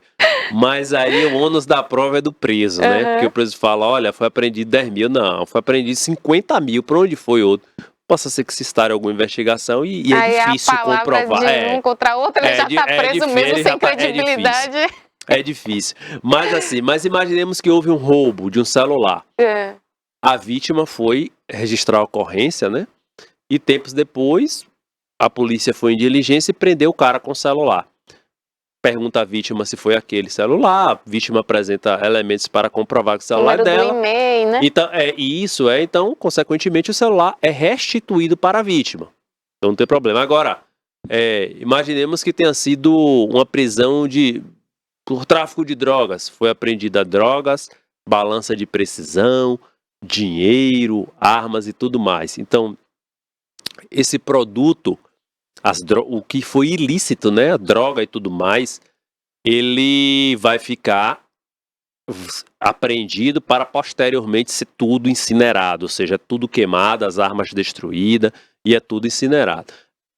E o quê? O dinheiro queima também não, né? Não, é o dinheiro, ele fica depositado e aí ao final vai verificar a origem do dinheiro, porque possa ser que seja do próprio cara ou não, ou se for, aí, enfim, cara, imaginemos, vou dar um exemplo que acontece, que seja do Bolsa Família, ou etc, e o cara consiga comprovar que foi de origem lícita, então aí pode ser até restituído, ou então, se não for, aí ele vai ser destinado ao fundo de combate a drogas, etc, e aí assim por diante. Tivemos também, em grandes operações contra o tráfico de drogas, contrabando, veículos que foram apreendidos. Aí você perguntou, vai destruir esse veículo? Não. Fica Esses veículos lá, né, que eu vejo. Aí teve uma lei que buscou atualizar essa questão, e essa lei veio permitir que, inclusive, alguns veículos pudessem ser utilizados pelas forças policiais. Haveria transferência de propriedade, sairia da mão do traficante, passaria para o Estado e auxiliaria no combate ao tráfico de drogas. Então, veículos, aeronaves, lanchas e tudo mais passam para a propriedade do Estado para ser utilizado no combate ao tráfico de drogas. Eu sempre fiquei com essa dúvida também. Uma pergunta que eu recebi aqui agora, eu acho que até uma pergunta assim que faz um pouco de sentido, talvez. A pessoa quer saber por que quando a pessoa comete um crime e vai para o exterior, por exemplo, Dubai, e a pessoa não pode ser presa. Por quê? Na verdade... É tratado, né? Sei lá, uma coisa assim. Aí vai depender de tratados e convenções internacionais e que o Brasil seja signatário, né? O Brasil e o outro país. Tem países que não aceitam extraditar. Sim. Ou seja, o que é extraditar? É você tirar de um país e mandar para o outro. Então tem países que não aceitam. Parece-me que Dubai é um dos, eu acho, não tenho certeza, porque tivemos eu achava um que era caso. o único, não é, né? Não sei, talvez seja Irã ou algum outro país aí também no mundo árabe não aceita. Mas aí tivemos o caso da Itabuna e, enfim, a gente repercutiu muito, né, nacionalmente. Rapaz, demais. E não tem notícia aí da extradição. Agora, vai depender muito de questões de relacionamento entre os países. Por exemplo, tivemos vários casos aqui no Brasil em que houve ou não extradição, porque vai depender aí da relação entre o Brasil e o outro país que solicita extradição. Agora, é bom deixar claro que o brasileiro nato, ele nunca é extraditado. Então, por exemplo, se um brasileiro nato, o cara nasceu no Brasil, o cara é brasileiro nato, etc., ele foi para os Estados Unidos, foi para a Alemanha, para a Argentina, para a França, cometeu um crime lá e voltou. E está aqui. Então, e aí o país onde ele cometeu o crime, teve o processo, condenou, solicita que ele vá para o outro país cumprir. Brasileiro nato não é. Exemplo, Robinho. O jogador Robinho, né? Ele lá foi na Itália, teve a suspeita de ter cometido um estupro, etc. Acabou sendo condenado, acho que a 9 ou a 10 anos parece, e Robinho não vai ser extraditado. Ele tem aí esse mandado de prisão, creio que inclusive já esteja na Interpol esse mandado de prisão, mas ele não vai ser extraditado, porque Robinho é brasileiro nato. Então, para sempre, Robinho vai ter que ficar no Brasil, porque corre o risco de, se ele for viajar para outro país ou algo do tipo, esse mandado de prisão seja cumprido e ele seja preso. Então, as pessoas podem perguntar, mas por que Robinho não foi para a Itália cumprir a pena? Porque Robinho é brasileiro nato. Sim. E sendo brasileiro nato, ele não é extraditado. O que não significa impunidade. Porque Robinho pode vir a cumprir a pena aqui no Brasil também. Aí vai depender de muitos dos fatores, análise do processo, como ocorreu lá na Itália, se ele foi regularmente intimado e tudo mais, enfim, tem uma série de requisitos que tem que ser observados para que ele possa cumprir a pena aqui no Brasil do crime que ele cometeu no estrangeiro, para não gerar essa sensação de impunidade. Mas respondendo a nossa amiga, o nosso amigo que mandou a pergunta, a extradição ela vai depender de critérios relativos a tratados e convenções internacionais em que o Brasil seja signatário, e também tem toda uma tramitação, né? O Brasil, ele solicita a extradição daquele brasileiro que está no outro país, aí lá o outro país vai fazer análise para ver se manda ou se não manda aquele brasileiro que está lá no outro país. Complicado, viu? Muito complicado. E a pessoa, ela pode ser condenada só com a confissão? Tipo, o réu confessou, ele pode ser condenado só com isso? Pois exatamente na linha do que nós já havíamos falado, da ideia da tortura e etc, que infelizmente ainda existe. Hoje em dia, a confissão pura e simples, ela não é apta para condenar. Não pode condenar somente pela confissão. Até porque a confissão, historicamente, ela, na maioria das vezes, foi obtida através de tortura, né? As pessoas, os agentes do Estado torturavam certa pessoa para poder, a partir daí, obter a confissão e, com isso, condenar aquela pessoa. Então, é tanto que a própria legislação fala que a confissão ela tem que ser analisada com as demais provas produzidas nos autos. Imaginemos o cenário, Carol. Um grande traficante de drogas está sendo acusado. E aí, chega para um soldado do crime, vamos dizer assim... Teve até aquele Fernandinho. Sim, imaginemos às vezes que fosse ele. Que chega e tenha sido esse grande traficante que tenha cometido determinado crime. Mas o traficante fala, olha, quem vai assumir é você. E aí chega um cara, não é nada, vamos dizer assim, no mundo do crime. E ele fala, se você mandou, então eu vou assumir. E aí ele fala, eu que cometi o crime. O cara fala, mas a gente viu a filmagem, a pessoa, ela era alta, era gorda, e você é baixo e magro. A pessoa, ela tinha um tom de pele mais escuro, você é claro. A pessoa na filmagem que matou o outro não tem nada a ver com você. Então aí, não, mas fui eu. Responde o processo. E durante o processo verifica-se que esses elementos indicam que não foi essa pessoa que cometeu o crime, mas mesmo assim ela está confessando que foi ela. Então, analisado todo esse conjunto probatório, essa pessoa será absolvida, de modo que hoje em dia a confissão ela não vai ser levada exclusivamente, né, em consideração para fim de condenação. O juiz pode levar em consideração a confissão? Pode, mas quando outros elementos produzidos durante o processo corroborem, confirmem que realmente aquela confissão tem sentido. Por quê? Porque a confissão ela é a circunstância atenuante da pena, isto é, se a pessoa confessa o crime, ela vai ter um abrandamento da pena, vai ter uma redução da pena. Então, isso é importante para quem cometeu o crime venha a confessar. Mas, fora desse cenário, se os elementos que existem no processo indicarem que não foi aquela pessoa que cometeu o crime, mesmo ela confessando, ela vai ser absolvida de modo que não será levada exclusivamente a confissão como elemento para condenar. Tem que provar, no caso, que ela está confessando, né? Ela confessou, mas aí testemunhas vão ser ouvidas, vídeos, gravações, outros elementos serão produzidos até chegar a confirmar que realmente aquela pessoa que está confessando o crime foi quem cometeu, e aí vai ser condenado conforme a legislação processual. E a pessoa ela pode ser condenada sem saber que estava cometendo um crime? Tipo assim, você foi preso, mas você não sabia que você estava cometendo um crime. Tipo fraude, algo assim. Acontece? A pessoa nem suspeitar que aquilo que ela está fazendo é um tipo de crime. Imaginemos um exemplo para aclarar. Um holandês ou um uruguaio vem ao Brasil e começa a usar droga, a fumar maconha, onde lá na Holanda e no Uruguai é permitido. Aí a pessoa chega e fala, não, mas de onde eu venho é permitido. Fala, mas aqui no Brasil não é. A própria legislação vai falar que a ninguém é dado o direito de desconhecer o direito. Então, aí, mesmo nessa situação, ela vai responder criminalmente e possivelmente ser condenada. Porque, diante desse jargão, vamos dizer assim, né? Que ninguém é dado o direito de desconhecer o direito. Ela infringiu a legislação brasileira, de modo que ela está cometendo um crime e ela vai responder criminalmente e, se houver elementos, ela vai ser condenada. Ou então, se a pessoa, não, eu estava fazendo isso, mas eu não sabia que era crime. Até porque temos uma legislação vasta, né?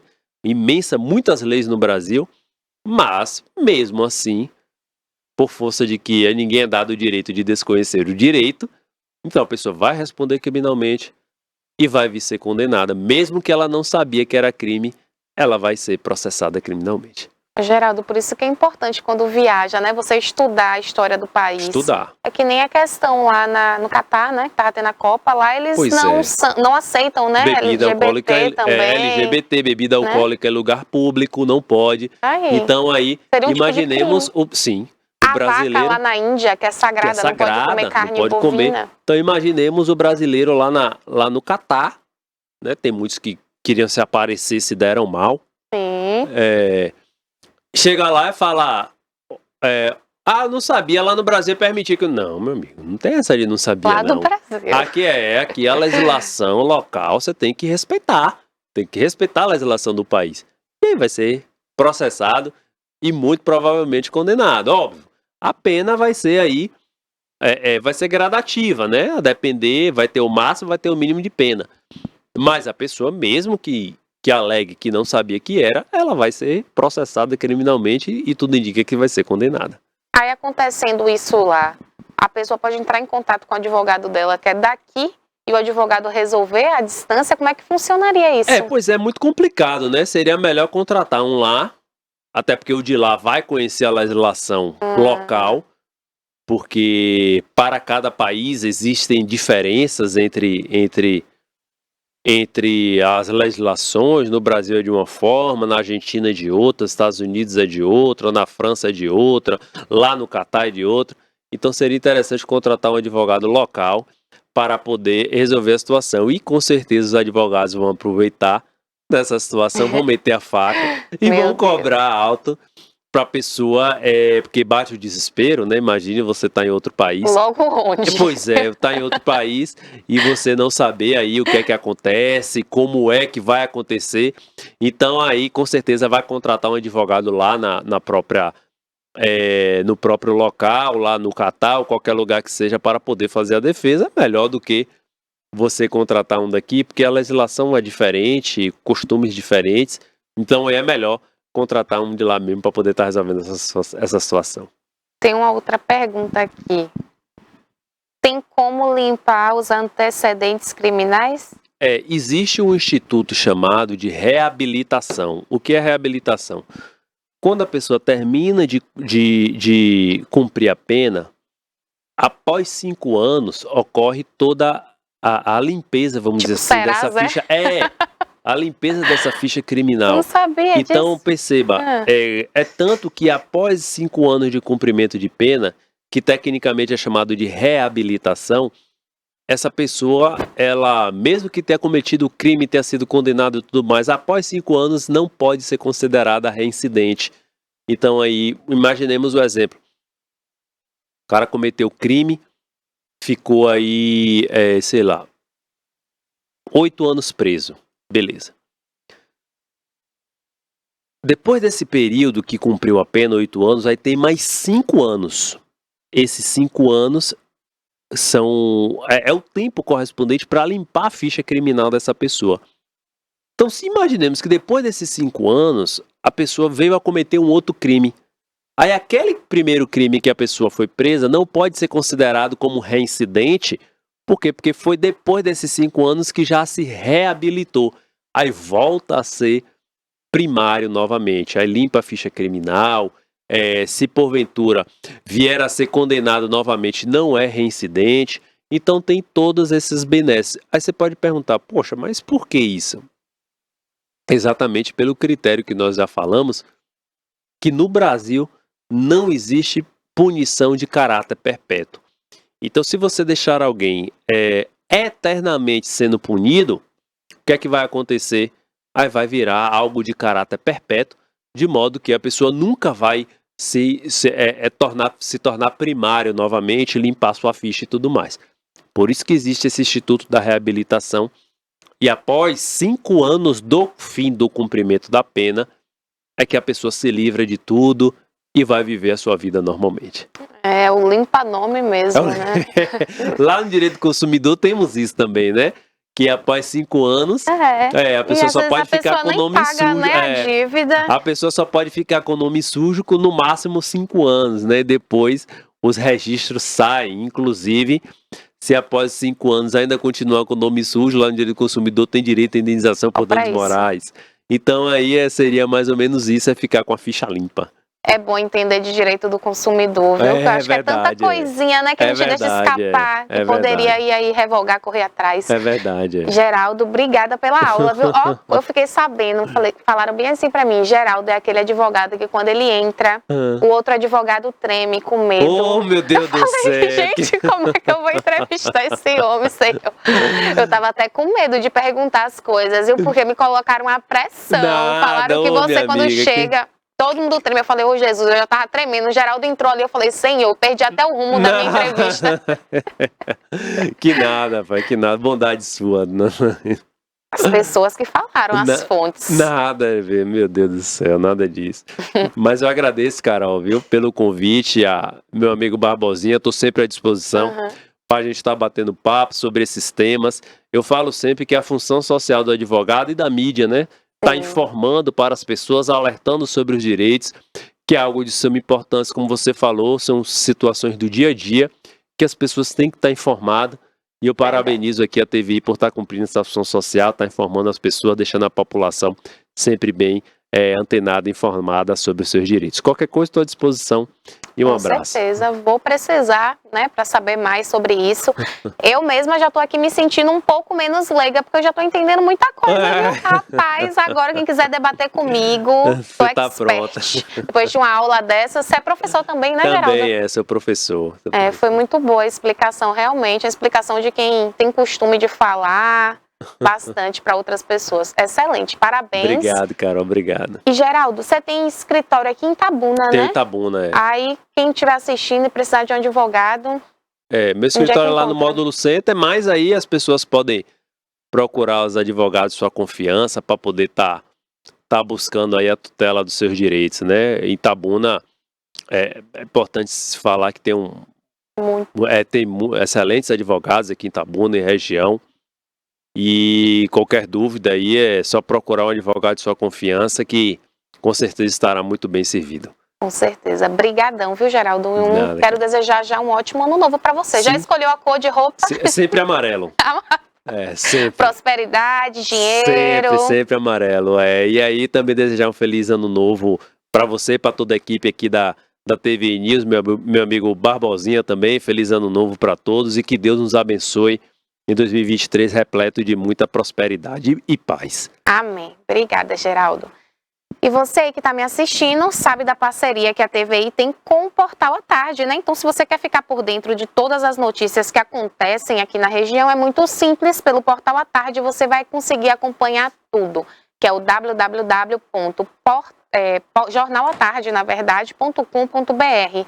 Você consegue também, pessoal, ficar por dentro de todas as programações da TVI pelo aplicativo TVI Play. No aplicativo TVI Play, você consegue estar aí por dentro de todos os assuntos, tá? Relacionado aí às programações da TVI. Você consegue estar acompanhando a série Baião de 2, você consegue estar acompanhando inteligência policial. Então, é muito conteúdo legal e regional aqui da TVI. Como essa é a última semana do ano, a gente vai ter também entrevistas legais, viu? Você que está em dúvida ainda da sua cor de roupa, sobre o que vai usar, vai esclarecer já, não hoje. Amanhã a gente vai estar exibindo aí o significado das cores das roupas, amarelo, vermelho, rosa pink, que eu comentei com vocês que está em alta, só para deixar na curiosidade, viu? Para amanhã todo mundo ficar aqui ligadinho assistindo, para descobrir melhor quais são os significados de cada roupa, para você usar, né, aquilo que você está precisando. Se você está precisando de dinheiro, né? Dinheiro, normalmente as pessoas já sabem que é a cor amarelo, dinheiro, prosperidade. É a cor que o Geraldo, inclusive, disse que vai usar. Eu tenho que usar também amarelo, viu, pessoal? Não vou mentir. Tô precisando aí melhorar esse lado. Bora ver aí se passar o Réveillon de amarelo vai resolver. A gente também tem notícia aqui de Réveillon. Como eu comentei com vocês, né? O São José Beach Club, que é o hotel do nosso querido Kleber Isaac, né? Que participa aqui com a gente do Economia Verde. Lá vai ter festa de Réveillon. Itacaré, que tinha suas festas grandes tradicionais, mas foram canceladas. E aí vai ter de opção lá no São José, que divulgou uma nota que vai se assegurar aí do Réveillon São José. A festa que foi comunicada justamente após o cancelamento desse outro evento. Vai ter início no dia 31. A programação também vai ter no dia 1º e no dia 2 de janeiro, sob o comando de DJ Rafa Gouveia e Oliver.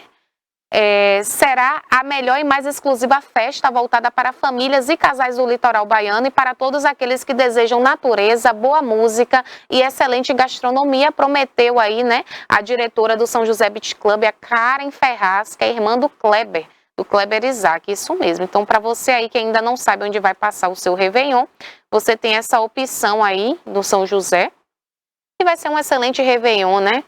Você curtiu o Réveillon aí à vontade com a família, um Réveillon em segurança, com boas bandas e de muita paz, muito amor que a gente está precisando.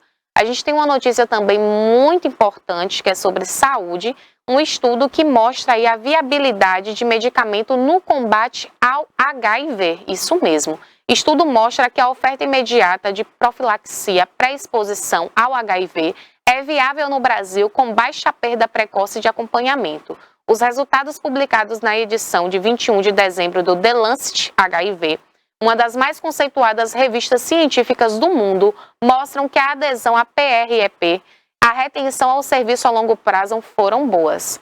A PrEP é um medicamento anti-HIV tomado de forma programada para evitar uma infecção pelo HIV, caso ocorra aí uma exposição.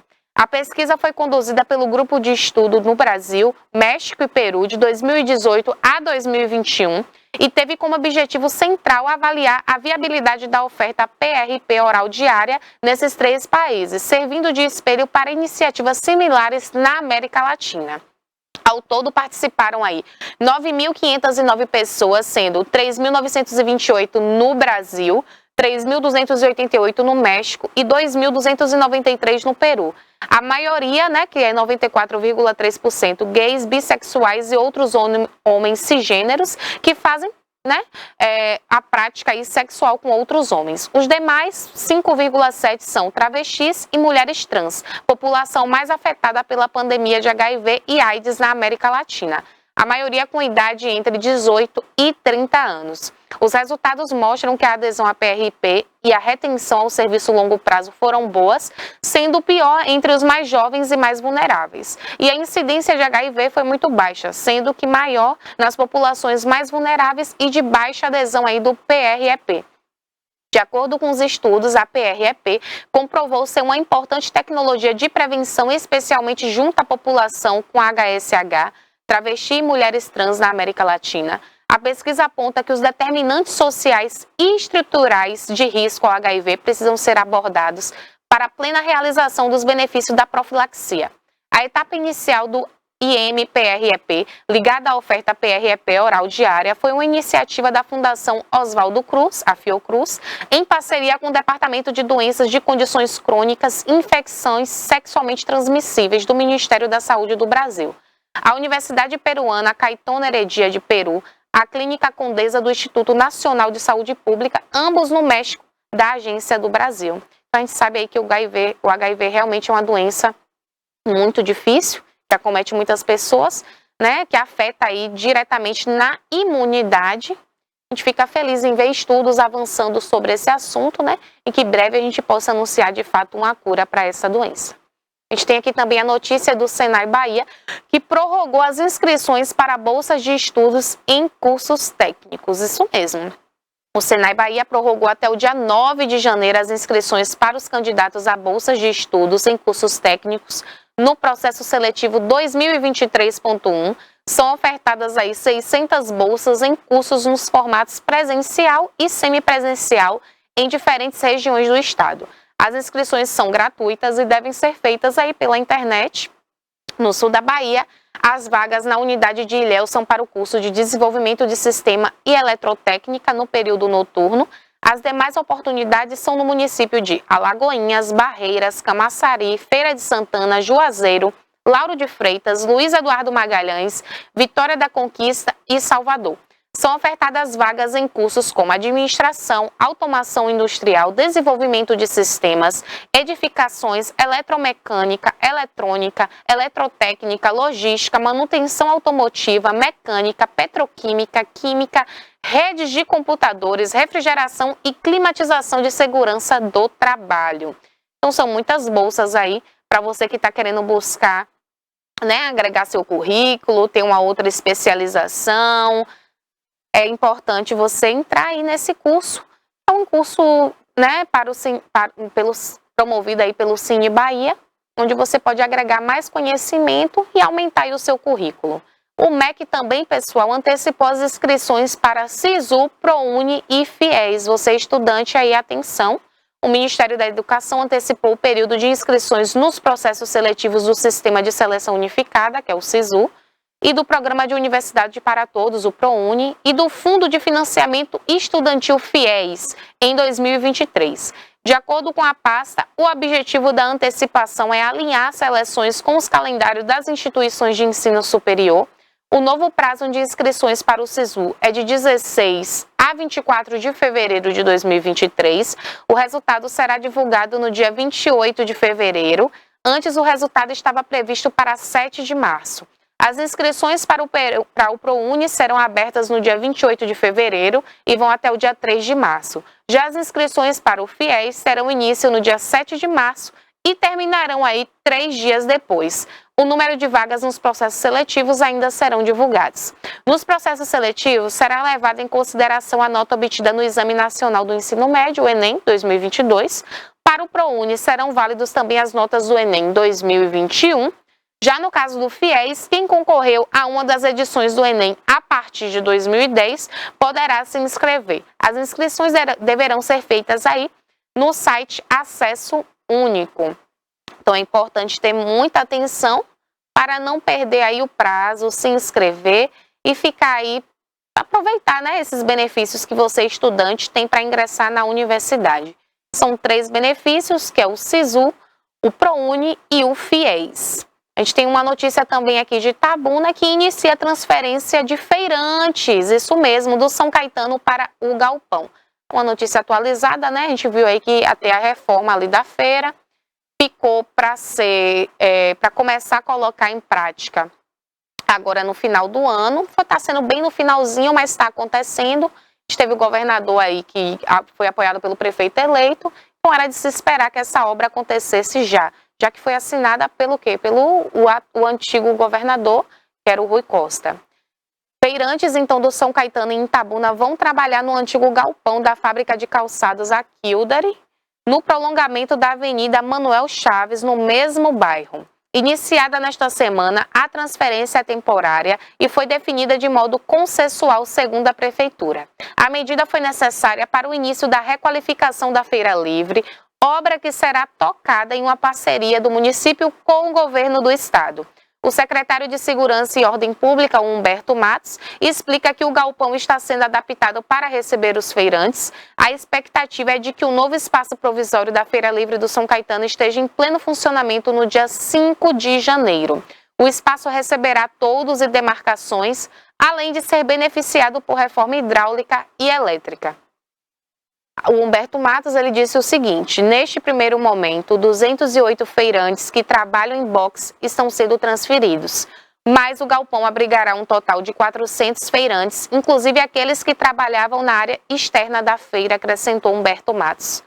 A requalificação da Feira Livre foi projetada pela Secretaria Municipal de Infraestrutura e Urbanismo e será executada pela Companhia de Desenvolvimento Urbano do Estado da Bahia, a CONDER. O governo do estado anunciou um investimento aí de 12 milhões nessa obra. A gente fica aguardando e muito feliz com essa notícia da requalificação da Feira do São Caetano.